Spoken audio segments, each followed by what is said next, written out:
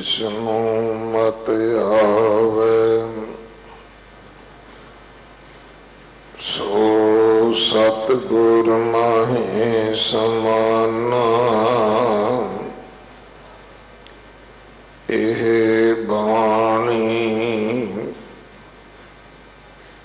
जो जियो जाने तिस अंतर रवे हर नामा। बाणी गुरु गुरु है बाणी विच बाणी अमृत सारे। गुर बाणी कहे सेवक जन मानै। पर तख गुरु निस्तारै। बाणी बिरलो विचारसी।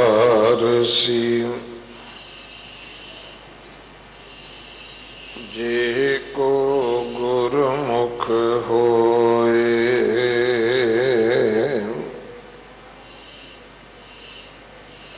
एह बाणी महापुरख की। निज घर वासा होए मारू महल्ला पहला। मूंड मुंडाए जटा सिख बांधी। मोहन रह अभिमाना। मनुआ डोले दह दिश पावे। बिन रत आत्म ज्ञाना। अमृत छोड़ महाबिख पीवे। माया का दीवाना। कीर्तन मिटई हुक्म न बूझै। पशुआ माहे समाना। हाथ कमंडल का पड़िया। मन तृष्णा उपजी पारी। स्त्री तज कर काम व्यापिया। चित लाया पर नारी। सिख करे कर शब्द न चीनै। लंपट है बाजारी। अंतर बिख बाहर निबराती। जम करे खुआरी। सो सन्यासी जो सतगुर सेवै। विचों आप गवाए। साधन भोजन की आस न करई। अचिंत मिलै सो पाए, बकै ना बोलै, खिमा तन संगरै,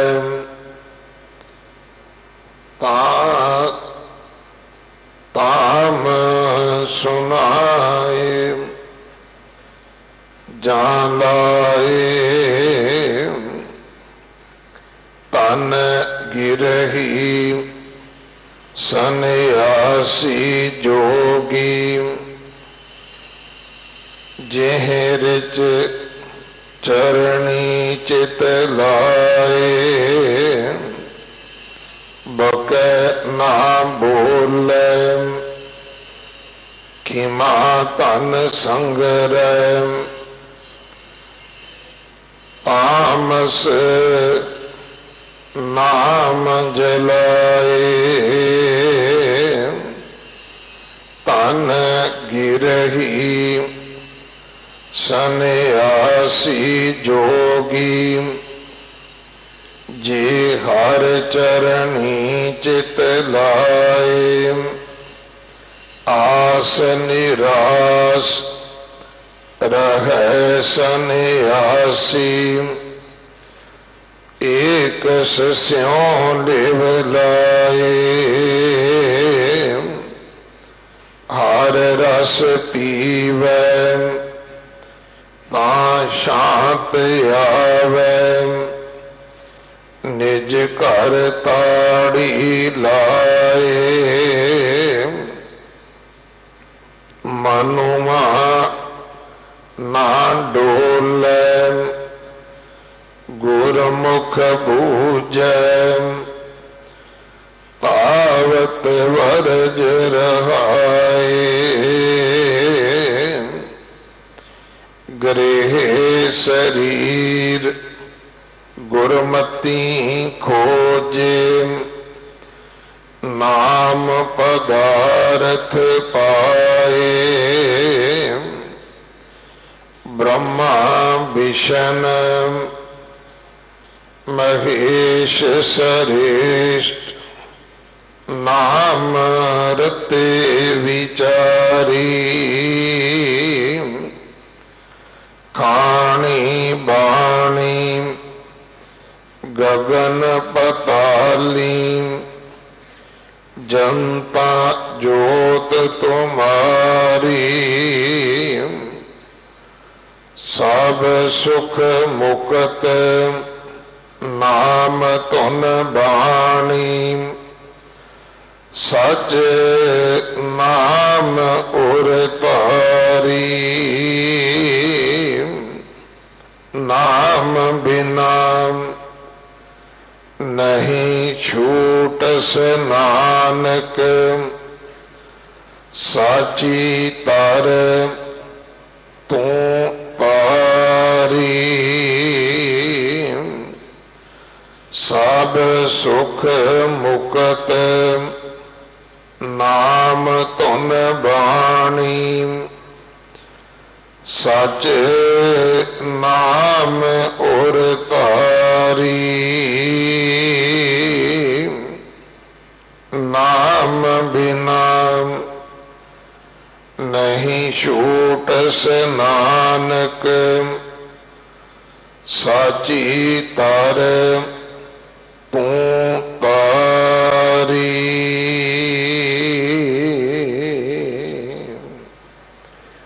वाहिगुरु जी का खालसा, वाहिगुरु जी की फतेह। इस पावन शब्द की विचार पहले चार बंद चार पदे आपां कल सरवण कीते हन। कुल 9 बंद 9 पदे हैं। बाकी 5 बंदा की विचार अज भाई बलदेव सिंह जी लुधियाने वाले आप जी को सरवण करवाउणगे। अज उन्हां दी विदायगी भी है। हरिद्वार हर की पौड़ी जिथे गुरुद्वारा ਗਿਆਨ ਗੋਦੜੀ ਸਾਹਿਬ ਹੋਇਆ ਕਰਦਾ ਸੀ। ਸਮਾਂ ਪਾ ਕੇ ਉੱਥੇ ਆਲੇ ਦੁਆਲੇ ਦੇ ਲੋਕਾਂ ਨੇ, ਵਕਤ ਦੀਆਂ ਸਰਕਾਰਾਂ ਨੇ ਯਤਨ ਕੀਤਾ ਹੈ ਕਿ ਉਸ ਦੀ ਹੋਂਦ ਨੂੰ ਵੀ ਨਾ ਸਵੀਕਾਰਿਆ ਜਾਏ ਕਿ ਇੱਥੇ ਤਾਂ ਕਦੇ ਹੁੰਦਾ ਹੀ ਨਹੀਂ ਸੀ। ਇਤਿਹਾਸ ਗਵਾਹ ਹੈ ਕਿ ਜਾਹਰ ਪੀਰ ਜਗਤ ਗੁਰੂ ਕਲ ਤਾਰਨ ਆਏ ਗੁਰੂ ਨਾਨਕ ਦੇਵ ਪਾਤਸ਼ਾਹ ਮਹਾਰਾਜ ਜਦੋਂ ਵਹਿਮਾਂ ਭਰਮਾਂ ਤੋਂ ਕੱਢਦਿਆਂ, ਤਰਤ ਲੁਕਾਈ ਨੂੰ ਸੋਧਦਿਆਂ, ਸਾਨੂੰ ਸੰਸਾਰੀ ਜੀਵਾਂ ਨੂੰ ਧਰਮ ਦਾ ਸਹੀ ਮਾਰਗ ਦਰਸ਼ਨ ਬਖਸ਼ਦਿਆਂ ਹਰਿਦੁਆਰ ਹਰ ਕੀ ਪੌੜੀ ਆਏ ਨੇ। ਇੱਥੇ ਸਤਿਗੁਰਾਂ ਨੇ ਗੁਰਮਤ ਦਾ ਪ੍ਰਕਾਸ਼, ਗੁਰਮਤ ਦਾ ਗਿਆਨ ਵੰਡਿਆ, ਪਰ ਉਹ ਅਸਥਾਨ ਮੁੜ ਸਥਾਪਿਤ ਹੋਵੇ, ਉਹਦੀ ਸੇਵਾ ਸੰਭਾਲ ਪੰਥ ਨੂੰ ਪ੍ਰਾਪਤ ਹੋਵੇ। ਇਹਦੇ ਲਈ ਦਿੱਲੀ ਸਿੱਖ ਗੁਰਦੁਆਰਾ ਪ੍ਰਬੰਧਕ ਕਮੇਟੀ ਨੇ ਯਤਨ ਕੀਤਾ ਹੈ। ਸ਼੍ਰੋਮਣੀ ਗੁਰਦੁਆਰਾ ਪ੍ਰਬੰਧਕ ਕਮੇਟੀ, ਇਹਨਾਂ ਦੋਨਾਂ ਵੱਡੀਆਂ ਸੰਸਥਾਵਾਂ ਨੇ ਯਤਨ ਕੀਤਾ ਹੈ ਕਿ ਸ੍ਰੀ ਅਕਾਲ ਤਖਤ ਸਾਹਿਬ ਜੀ ਦੀ ਸਰਪ੍ਰਸਤੀ ਵਿੱਚ ਇਸ ਕਾਰਜ ਨੂੰ ਕਰਨ ਵਾਸਤੇ ਸਮੁੱਚੇ ਪੰਥ ਨੂੰ, ਸਮੁੱਚੇ ਸਿੱਖ ਜਗਤ ਨੂੰ ਇਹ ਬੇਨਤੀ ਕੀਤੀ ਜਾਏ ਕਿ 14 ਤਰੀਕ ਸੰਗਰਾਂਦ ਵਾਲਾ ਦਿਹਾੜਾ ਹੈ। ਸਵੇਰੇ 9 ਵਜੇ ਇਸ ਸਥਾਨ ਤੇ, ਫਿਰ ਪਾਕਿਸਤਾਨ ਦਾ ਕਿਉਂਕਿ ਟਾਈਮ ਦਾ ਅੱਧੇ ਘੰਟੇ ਦਾ ਫਰਕ ਹੈ, 8:30 ਵਜੇ ਉੱਥੋਂ ਦਾ ਟਾਈਮ ਹੋਏਗਾ, ਇੱਥੋਂ ਦਾ 9 ਹੀ ਹੋਏਗਾ। ਨਨਕਾਣਾ ਸਾਹਿਬ, ਸੁਲਤਾਨਪੁਰ ਲੋਧੀ, ਗੁਰਦੁਆਰਾ ਬੇਰ ਸਾਹਿਬ, ਇਹਨਾਂ ਸਾਰੇ ਅਸਥਾਨਾਂ ਤੇ ਜਪਜੀ ਸਾਹਿਬ ਜੀ ਦਾ ਪਾਠ ਸੰਗਤੀ ਜੁਗਤ ਵਿੱਚ ਕੀਤਾ ਜਾਵੇ, ਅਰਦਾਸ ਕੀਤੀ ਜਾਵੇ, ਕਿਉਂਕਿ ਕਰਨ ਕਰਾਉਣ ਵਾਲਾ ਸਭ ਪਰਮਾਤਮਾ ਹੈ। ਜਦੋਂ ਰੱਬ ਚਾਹੁੰਦਾ ਹੈ ਸਾਰੀਆਂ ਬਿੱਦਾਂ ਆਪੇ ਬਣਦੀਆਂ, ਸਾਰੇ ਸੰਜੋਗ ਆਪੇ ਮਿਲਦੇ ਨੇ। ਰੱਬ ਨਹੀਂ ਚਾਹੁੰਦਾ ਕੋਈ ਬਿੱਦ ਨਹੀਂ ਬਣਦੀ, ਕੋਈ ਸੰਜੋਗ ਨਹੀਂ ਰਲਦਾ। ਸੋ ਇਹਨਾਂ ਸਥਾਨਾਂ ਤੇ ਆਪ ਜੀ ਪਰਿਵਾਰਾਂ ਸਹਿਤ ਪਹੁੰਚੋ, ਹਾਜ਼ਰੀਆਂ ਭਰੋ, ਅਰਦਾਸ ਵਿੱਚ, ਪਾਠ ਵਿੱਚ ਆਪਣੀ ਸ਼ਮੂਲੀਅਤ ਕਰੋ।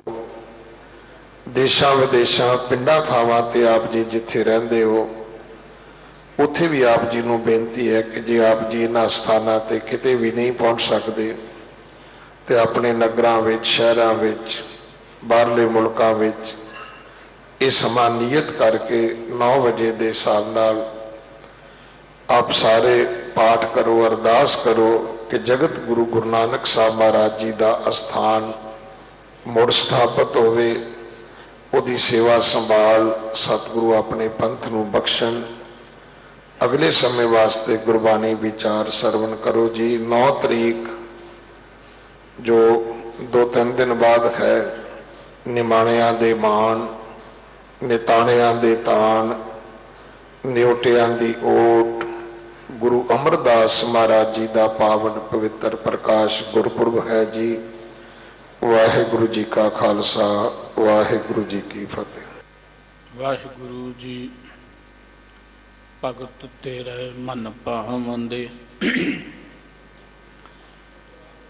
ਦਰ ਸੋਹਨ ਕੀਰਤ ਗਾਵੰਦੇ। ਨਾਨਕ ਕਰਮਾ ਬਾਹਰੇ, ਦਰ ਢੋ ਨਾ ਲਹਿਨੀ ਧਾਵੰਦੇ। ਇਕ ਮੂਲ ਨ ਬੂਝਨ ਆਪਣਾ, ਅਣਹੋਂਦਾ ਆਪ ਗਣਾਏਂਦੇ। ਹਉ ਢਾਡੀ ਕਾ ਨੀਚ ਜਾਤ, ਹੋਰ ਉੱਤਮ ਜਾਤ ਸਦਾਏਂਦੇ। ਤਿਨ ਮੰਗਾ ਜੇ ਤੁਜੈ ਧਿਆਏਂਦੇ। ਤੂੰ ਸੁਲਤਾਨ ਕਹਾਂ ਹਉ ਮੀਆਂ, तेरी कवन वडाई। जो तू देह सो कहाँ स्वामी, मैं मूर्ख कहण न जाई। तुद आगे अरदास हमारी, जियो पिंड सब तेरा। कहो नानक सब तेरी वड्याई, कोई नाओ ना जाने मेरा। बाला प्रीतम सतगुरु गुरु हरकृष्ण ਸਾਹਿਬ जी महाराज ਦੇ महान पवित्र स्थान गुरुद्वारा बंगला साहिब जी विखे जुगो जुग अटल सतगुरु धन साहिब श्री गुरु ग्रंथ साहिब जी की पावन हजूरी विच सुभाईमान ਅਤੇ ਗੁਰਬਾਣੀ ਕੀਰਤਨ ਦੇ ਰਾਹੀਂ ਦੂਰ ਨੇੜੇ ਬੈਠ ਕੇ ਉਸ ਪਰਮ ਪਿਤਾ ਵਾਹਿਗੁਰੂ ਜੀ ਦੇ ਪਿਆਰ ਵਿੱਚ ਜੁੜ ਕੇ ਆਪਣੇ ਜੀਵਨ ਦੀਆਂ ਘੜੀਆਂ ਨੂੰ ਸਫਲ ਬਣਾ ਰਹੇ ਗੁਰੂ ਸਵਾਰੇ ਸਤਸੰਗੀ ਜਨੋ, ਵਾਹਿਗੁਰੂ ਜੀ ਕਾ ਖਾਲਸਾ ਵਾਹਿਗੁਰੂ ਜੀ ਕੀ ਫਤਿਹ। ਵਾਹਿਗੁਰੂ ਜੀ ਨੇ ਅਪਾਰ ਕਿਰਪਾ ਕੀਤੀ ਹੈ ਜੋ ਅੰਮ੍ਰਿਤ ਵੇਲੇ ਹਰਿ ਜਸ ਸਰਵਣ ਕਰਨ ਦਾ ਸਾਨੂੰ ਸੁਭਾਗ ਪ੍ਰਾਪਤ ਹੋਇਆ ਹੈ। ਸਤਿਗੁਰੂ ਜੀ ਦੇ ਕੀਰਤਨੀਆਂ ਨੇ बड़े प्यार नाल आसा की वार का कीर्तन आप जी नूं सरवण कराया। उपरंत जो गुरबाणी की कथा विचार हर रोज़ आप जी सरवण करते हो, उस दे नाल संबंधित गुरु के अमोल बचन जो गुरु नानक साहब जी के उचारण किए हुए मारू राग विच अंकित ने। मानयोग हैड ग्रंथी साहब ज्ञानी रणजीत सिंह जी की रचना तो आप जी वो बचन श्रवण कर रहे थे।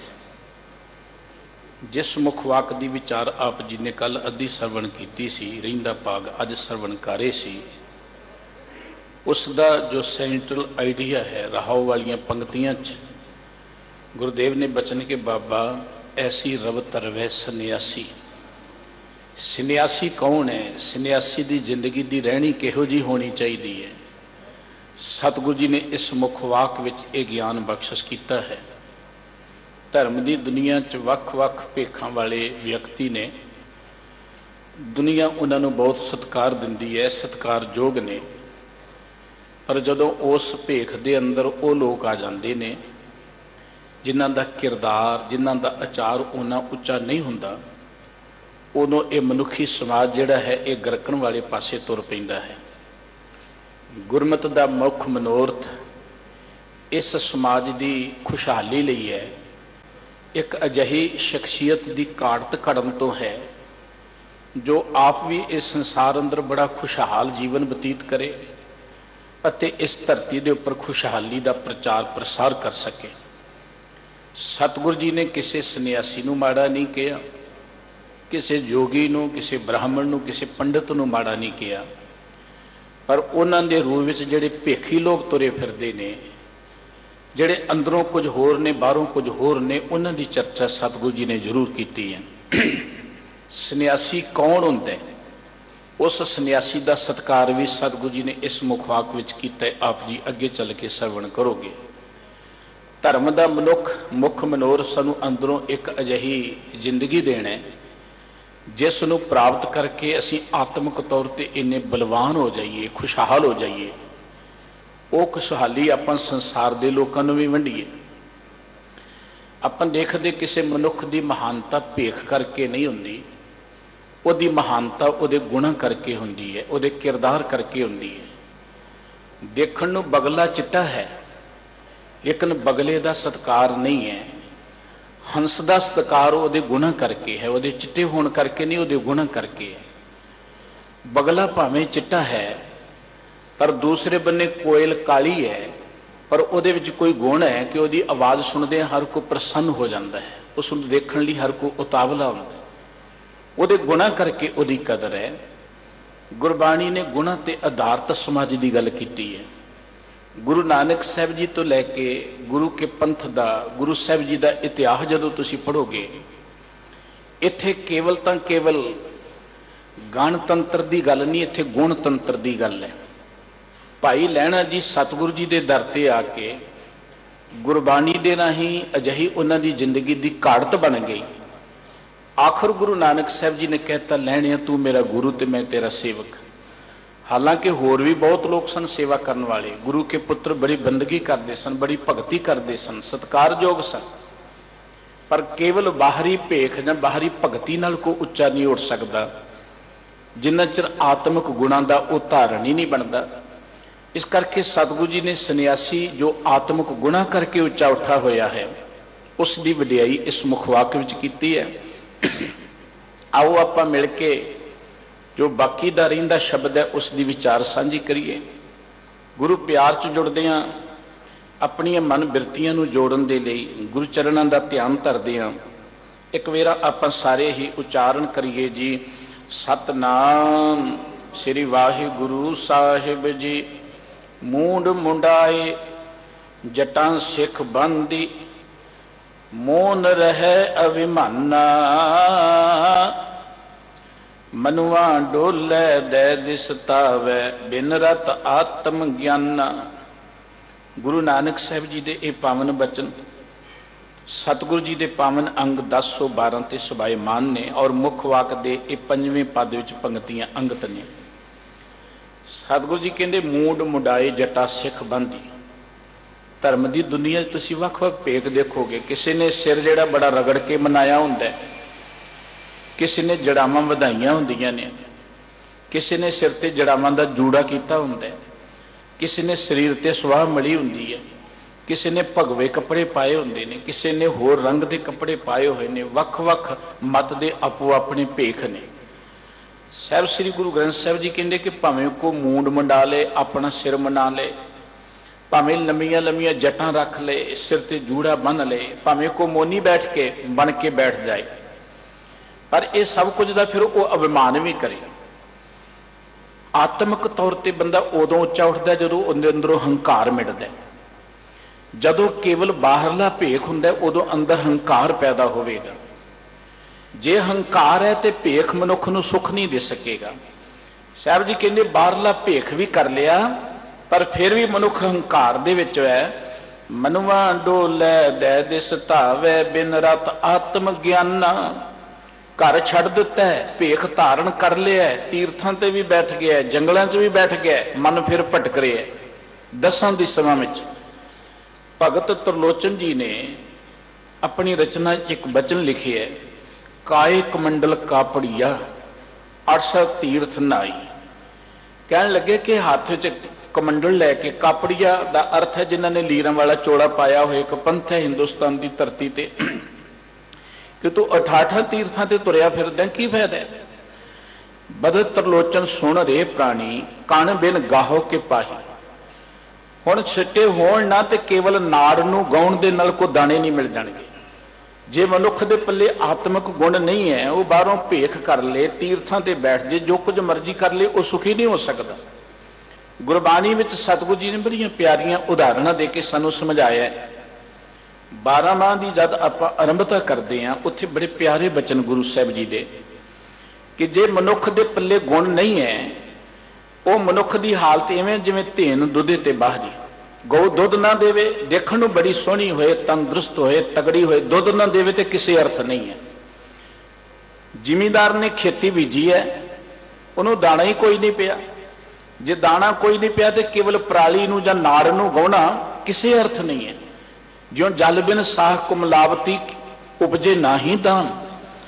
ਬਾਬਾ ਤਰਲੋਚਨ ਜੀ ਕਹਿੰਦੇ ਨੇ ਕਿ ਬੰਦਿਆ, ਉਹ ਦਾਣੇ ਦੇ ਵਿੱਚ ਹੈ ਨਹੀਂ ਤੇ ਕੇਵਲ ਨਾੜ ਨੂੰ ਗਾਉਣ ਨਾਲ ਤੈਨੂੰ ਕੀ ਮਿਲ ਜਾਏਗਾ? ਤੇਰੇ ਪੱਲੇ ਰੱਬ ਦਾ ਨਾਮ ਤੇ ਹੈ ਨਹੀਂ, ਤੇਰੇ ਪੱਲੇ ਗੁਣ ਤੇ ਹੈ ਨਹੀਂ। ਸਿਰ ਤੇ ਸਵਾਹ ਪਾਉਣ ਨਾਲ, ਭੇਖ ਪਾਉਣ ਨਾਲ, ਤੀਰਥਾਂ ਤੇ ਬੈਠਣ ਨਾਲ ਤੈਨੂੰ ਕੋਈ ਮਨ ਦਾ ਸੁੱਖ ਨਹੀਂ ਮਿਲੇਗਾ। ਗੁਰਬਾਣੀ ਕਿਸੇ ਨੂੰ ਰੋਕਦੇ ਨਹੀਂ, ਜਿੱਥੇ ਮਰਜ਼ੀ ਜਾਏ, ਮਨੁੱਖ ਦੀ ਆਪਣੀ ਜ਼ਿੰਦਗੀ ਹੈ। ਲੇਕਿਨ ਗੁਰਬਾਣੀ ਇੱਕ ਗੱਲ ਜ਼ਰੂਰ ਦੱਸਦੀ ਹੈ ਕਿ ਅਸੀਂ ਧਰਮ ਨਾਲ ਜੁੜਦੇ ਕਿ ਸਾਨੂੰ ਸੁੱਖ ਮਿਲੇ। ਮਨੁੱਖ ਘਰ ਛੱਡਦਾ ਕਿ ਮੈਨੂੰ ਸੁੱਖ ਮਿਲ ਜਾਏ। ਘਰ ਦੀਆਂ ਪਰੇਸ਼ਾਨੀਆਂ ਤੋਂ ਡਰਦੇ ਬੰਦਾ ਘਰੋਂ ਭੱਜਦਾ ਹੈ ਨਾ, ਹੋਰ ਤੇ ਕੋਈ ਕਾਰਨ ਨਹੀਂ ਹੈ। ਧਰਮ ਦੀ ਦੁਨੀਆ 'ਚ ਬਹੁਤੇ ਉਹ ਲੋਕ ਨੇ ਜਿਹੜੇ ਕਿਰਤ ਕਰਨ ਤੋਂ ਡਰਦੇ ਭੱਜੇ ਹੋਏ ਨੇ, ਜਿਹੜੇ ਪਰਿਵਾਰਕ ਜ਼ਿੰਮੇਵਾਰੀਆਂ ਤੋਂ ਡਰਦੇ ਭੱਜੇ ਹੋਏ ਨੇ, ਧਾਰਮਿਕ ਬਣੇ ਹੋਏ ਨੇ। हिंदुस्तान ਦੇ ਵਿੱਚ ਜ਼ਿਆਦਾਤਰ ਵਿਹਲੜ ਪੈਦਾ ਕੀਤੇ ਗਏ, ਮੰਗਤੇ ਪੈਦਾ ਕੀਤੇ ਕਿ ਇੱਕ ਦਾਨ ਲਫ਼ਜ਼ ਬੜਾ ਪਿਆਰਾ ਹੈ, ਬੜਾ ਉੱਤਮ ਹੈ, ਪਰ ਉਸ ਦਾਨ ਦੀ ਪਰਿਭਾਸ਼ਾ ਨਾ ਸਮਝਣ ਕਰਕੇ ਹਿੰਦੁਸਤਾਨ ਦੀ ਧਰਤੀ ਤੇ ਮੰਗਤੇ ਹੀ ਪੈਦਾ ਕੀਤੇ ਗਏ ਨੇ। ਆਪਾਂ ਦੇਖਦੇ ਧਰਮ ਮੰਦਰਾਂ ਦੇ ਬਾਹਰ ਮੰਗਤੇ ਬੈਠੇ ਨੇ। ਦਾਨ ਦਾ ਅਰਥ ਕਿਸੇ ਨੂੰ ਰੁਪਈਏ ਦੇਣ ਤੋਂ ਨਹੀਂ ਹੈ, ਦਾਨ ਦਾ ਅਰਥ ਕਿਸੇ ਨੂੰ ਰੋਟੀ ਖਵਾਉਣ ਤੋਂ ਨਹੀਂ ਹੈ, ਦਾਨ ਦਾ ਅਰਥ ਕਿਸੇ ਨੂੰ ਕੋਈ ਕੱਪੜਾ ਲੱਤਾ ਜਾਂ ਸੋਨਾ ਦੇਣ ਤੋਂ ਨਹੀਂ ਹੈ। ਚਲੋ ਰੱਬ ਨੇ ਤੁਹਾਨੂੰ ਦਾਤਾਂ ਦਿੱਤੀਆਂ ਨੇ, ਰੱਬ ਦੀਆਂ ਦਿੱਤੀਆਂ ਦਾਤਾਂ ਨੂੰ ਤੁਸੀਂ ਲੋਕਾਂ 'ਚ ਵਰਤਾਓ, ਬਹੁਤ ਉੱਤਮ ਗੱਲ ਹੈ। ਪਸ਼ੂ ਵੀ ਆਪਣੇ ਲਈ ਜਿਉਂਦੇ ਨੇ, ਜੇ ਆਪਾਂ ਆਪਣੇ ਲਈ ਜੀਵਾਂਗੇ ਤੇ ਕੋਈ ਜ਼ਿੰਦਗੀ ਨਾ ਹੋਈ। ਮਨੁੱਖ ਦੀ ਉੱਤਮਤਾ ਇਸੇ ਵਿੱਚ ਹੈ ਕਿ ਮਨੁੱਖ ਦੂਸਰਿਆਂ ਲਈ ਵੀ ਜੂਏ। ਵੈਸੇ ਵੀ ਰੱਬ ਦੀਆਂ ਦਿੱਤੀਆਂ ਦਾਤਾਂ ਨੂੰ ਜਿੰਨਾ ਤੁਸੀਂ ਲੋਕਾਂ 'ਚ ਪਿਆਰ ਨਾਲ ਵਰਤਾਓਗੇ, ਪ੍ਰਮਾਤਮਾ ਹੋਰ ਤੁਹਾਨੂੰ ਪਿਆਰ ਨਾਲ ਦੇਵੇਗਾ। परमात्मा समझेगा कि इन्हों मेरियां दातां वरतणियां होंदियां ने, परमात्मा होर तो उठ के तुहानूं देवेगा। परमात्मा दे इन्हां जीवां नूं, इन्हां पुत्रां नूं, बच्चियां नूं प्यार करोगे, किसी दे भी बच्चे नूं तुसीं प्यार करो तो होर खुश हो जांदा है। ये सारी मानवता परमात्मा की संतान है। रोज एक बचन पढ़ते हैं, तुम मात पिता हम बारक तेरे। जे आपां सारे परमात्मा दे बारक हाँ ਤੇ ਵੰਡ ਕੇ ਛਕਣਾ ਤੇ ਇੱਕ ਬੜੀ ਚੰਗੀ ਗੱਲ ਹੈ। ਰੱਬ ਦੀਆਂ ਦਿੱਤੀਆਂ ਦਾਤਾਂ ਚੋਂ ਦੂਸਰਿਆਂ 'ਚ ਵਰਤਾ ਕੇ ਛਕਣ ਦੇ ਨਾਲ ਰੱਬ ਦੀ ਰਹਿਮਤ ਮਿਲਦੀ ਹੈ, ਰੱਬ ਪ੍ਰਸੰਨ ਹੁੰਦਾ ਹੈ, ਖੁਸ਼ਹਾਲੀ ਆਉਂਦੀ ਹੈ ਜ਼ਿੰਦਗੀ ਦੇ ਅੰਦਰ। ਕਦੀ ਕੰਜੂਸ ਆਦਮੀ ਅਮੀਰ ਜਿੰਨਾ ਮਰਜ਼ੀ ਹੋਏ ਕਦੀ ਖੁਸ਼ਹਾਲ ਨਹੀਂ ਹੋ ਸਕਦਾ। ਖੁਸ਼ਹਾਲੀ ਦਾ ਤੇ ਅਮੀਰੀ ਦਾ ਕੋਈ ਸੰਬੰਧ ਨਹੀਂ ਹੈ। ਦਰਅਸਲ ਅਮੀਰੀ ਇੱਕ ਆਤਮਿਕ ਗੁਣ ਹੈ। ਇਸ ਕਰਕੇ ਦਾਨ ਜਿਹਨੂੰ ਕਿਹਾ ਜਾਂਦਾ ਹੈ, ਆਪਾਂ ਦੇਖਦੇ ਹਾਂ कि मनुख कोई चीज देख के सोचता है कि मैं दान कर लिया। जिस चीज के देण नाल तुहाडे अंदर हंकार पैदा होवे, जिस चीज के लैण नाल किसी के अंदर हीण भावना पैदा होवे, वो कदी दान हो ही नहीं सकती, भावें वो सोना हो जो मर्जी होवे। दान का अर्थ है जदों आपां हंकार विच कोई किसी चीज नूं दिंदे आ ना, उहदा आपां हंकार का विस्तार कर रहे होने, भावें जिन्नी मर्जी वधिया चीज होए। तुसीं हंकार च किसी नूं उपदेश भी दिता है ना, वो भी तुहाडा सार्थक नहीं हो सकेगा, क्योंकि तुसीं अपने अहंकार का प्रगटावा कर रहे हो। दान का अर्थ है कि कोई चीज किसी नूं प्यार दे नाल देनी। जदों तुसीं प्यार नाल दिंदे हो, उत्थे प्यार का विस्तार कर रहे हो। जदों तुसीं प्यार दे नाल किसी नूं दिंदे हो, अगले दे अंदर एक सैल्फ रिस्पैक्ट पैदा हुंदी है। ਜਿਹੜੀ ਦਿੱਤੀ ਤੁਹਾਡੀ ਹੋਈ ਚੀਜ਼ ਕਿਸੇ ਦੇ ਅੰਦਰ ਇੱਕ ਸੈਲਫ ਰਿਸਪੈਕਟ ਪੈਦਾ ਕਰੇ, ਆਤਮ ਸਨਮਾਨ ਪੈਦਾ ਕਰੇ, ਉਹਨੂੰ ਦਾਨ ਕਿਹਾ ਜਾਂਦਾ ਹੈ। दान का अर्थ यह नहीं कोई चीज देती वो दान बन गई। दान तो फिर बड़ी दुनिया दानी। हिंदुस्तान की धरती ते बड़ा दान होया है। सोने का दान करने वाले भी लोग होए ने, जमीनों का दान करने वाले लोग होए ने। ਇਹਦਾ ਕੀ मतलब कि हिंदुस्तान खुशहाल हो गया?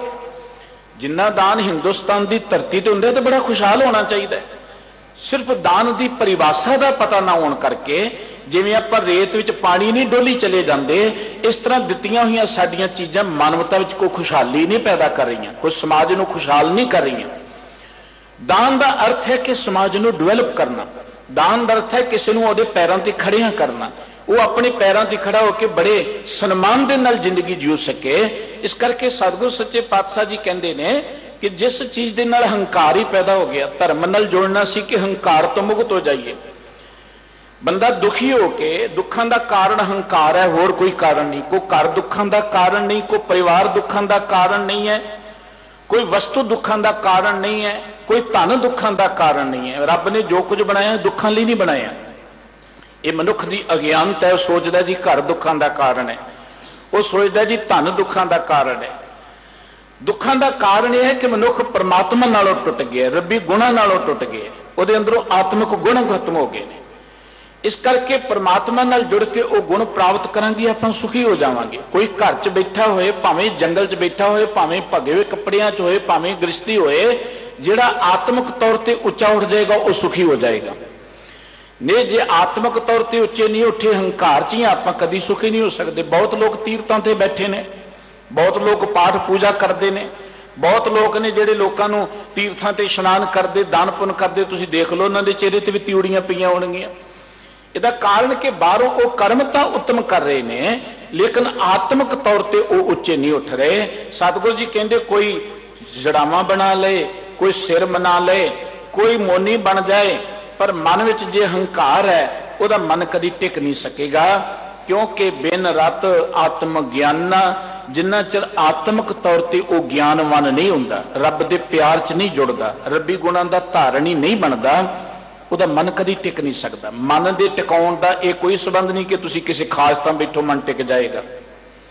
ਮਨ ਦਾ ਇਸ ਚੀਜ਼ ਨਾਲ ਕੋਈ ਸੰਬੰਧ ਨਹੀਂ ਕਿ ਤੁਸੀਂ ਖਾਸ ਸਮਾਧੀ ਲਾਓ, ਖਾਸ ਮੁਦਰਾ 'ਚ ਬੈਠੋ, ਜਾਂ ਜੀ ਇੱਥੇ ਜੇ ਧਿਆਨ ਧਰੋ, ਇਦਾਂ ਅੱਖਾਂ ਮਿਟੋ ਮਨ ਟਿਕ ਜਾਏਗਾ, ਬਿਲਕੁਲ ਨਹੀਂ ਟਿਕੇਗਾ। ਇਹ ਤੇ ਕੰਮ ਬੜਾ ਸੌਖਾ ਹੈ ਜੇ ਅੱਖਾਂ ਮਿਟਣ ਨਾਲ ਮਨ ਟਿਕ ਜਾਏ। ਮਨ ਨੂੰ ਟਿਕਾਉਣ ਦਾ ਸਾਧਨ ਸਤਿਗੁਰੂ ਜੀ ਨੇ ਬਾਣੀ 'ਚ ਦਿੱਤਾ ਹੈ। ਕੁੰਭੇ ਬੱਧਾ ਜਲ ਰਹਿ, ਜਲ ਬਿਨ ਕੁੰਭ ਨਾ ਹੋਏ, ਗਿਆਨ ਕਾ ਬੱਧਾ ਮਨ ਰਹਿ, ਗੁਰ ਬਿਨ ਗਿਆਨ ਨਾ ਹੋਏ। ਇਹ ਮਨ ਟਿਕਣੇ ਗਿਆਨ ਦੇ ਨਾਲ। ਮਨ ਪ੍ਰਬੋਧੋ ਹਰ ਕੈ ਨਾਏ, ਦਹਿ ਸਤਾਵਤ ਆਵੇ ਠਾਏ। ਮਨ ਨੂੰ ਵਾਹਿਗੁਰੂ ਜੀ ਦੇ ਪਿਆਰ 'ਚ ਜੋੜ ਕੇ ਤੁਸੀਂ ਅਵੇਅਰ ਕਰਨ ਦਾ ਯਤਨ ਕਰੋ, ਗਿਆਨਵਾਨ ਕਰਨ ਦਾ ਯਤਨ ਕਰੋ, ਇਹਦੇ ਵਿੱਚ ਜਾਗਰਤੀ ਪੈਦਾ ਕਰੋ। ਜੇ ਮਨ ਸੁੱਤਾ ਹੋਇਆ ਹੈ ਕਦੀ ਟਿਕ ਨਹੀਂ ਸਕੇਗਾ। ਜੇ ਮਨ ਅੰਦਰੋਂ ਮੈਲਾ ਹੈ ਕਦੀ ਟਿਕ ਨਹੀਂ ਸਕੇਗਾ। ਬਾਹਰੋਂ ਕੱਪੜੇ ਚਿੱਟੇ ਨੇ, ਮਨ ਵਿੱਚ ਮੈਲ ਹੈ। ਸਾਹਿਬ ਸ੍ਰੀ ਗੁਰੂ ਗ੍ਰੰਥ ਸਾਹਿਬ ਜੀ ਦਾ ਬਚਨ ਹੈ ਕਿ ਅੰਦਰੋਂ ਝੂਠੇ ਪੈਜ ਬਾਹਰ, ਦੁਨੀਆ ਅੰਦਰ ਫੈਲ, 68 ਤੀਰਥ ਜੇ ਨਹਾਵੈ ਉਤਰੇ ਨਾ ਹੀ ਮੈਲ। ਅੰਦਰ ਝੂਠ ਭਰਿਆ ਹੋਇਆ ਹੈ, ਬਾਹਰੋਂ ਮੇਰੇ ਵਰਗੇ ਨੇ ਚਿੱਟੇ ਕੱਪੜੇ ਪਾਏ ਨੇ, ਭਗਵੇ ਕੱਪੜੇ ਪਾਏ ਨੇ, ਤੀਰਥਾਂ ਦੇ ਬੈਠਾ ਹੈ, ਧਾਰਮਿਕ ਚਿੰਨ੍ਹ ਹੈ। ਮੈਲ ਨਹੀਂ ਮਿਟੇਗੀ, ਜਿੰਨਾ ਚਿਰ ਮੈਲ ਰਹੇਗੀ ਮਨ ਕਦੀ ਟਿਕੇਗਾ ਨਹੀਂ। ਇਸ ਕਰਕੇ ਸਤਿਗੁਰੂ ਸੱਚੇ ਪਾਤਸ਼ਾਹ ਜੀ ਕਹਿੰਦੇ ਮਨ ਕਦੀ ਟਿਕੇਗਾ ਨਹੀਂ ਜਿੰਨਾ ਚਿਰ ਆਤਮਿਕ ਗਿਆਨ ਨੂੰ ਪ੍ਰਾਪਤ ਨਹੀਂ ਹੋਵੇਗਾ। ਅੰਮ੍ਰਿਤ ਛੋੜ ਮਹਾ ਬਖ ਪੀਵੈ, ਮਹਾ ਬਿਖ ਪੀਵੇ ਮਾਇਆ ਕਾ ਦੀਵਾਨਾ। ਇਹ ਬੰਦਾ ਮਾਇਆ ਦਾ ਦੀਵਾਨਾ ਦਰਸ।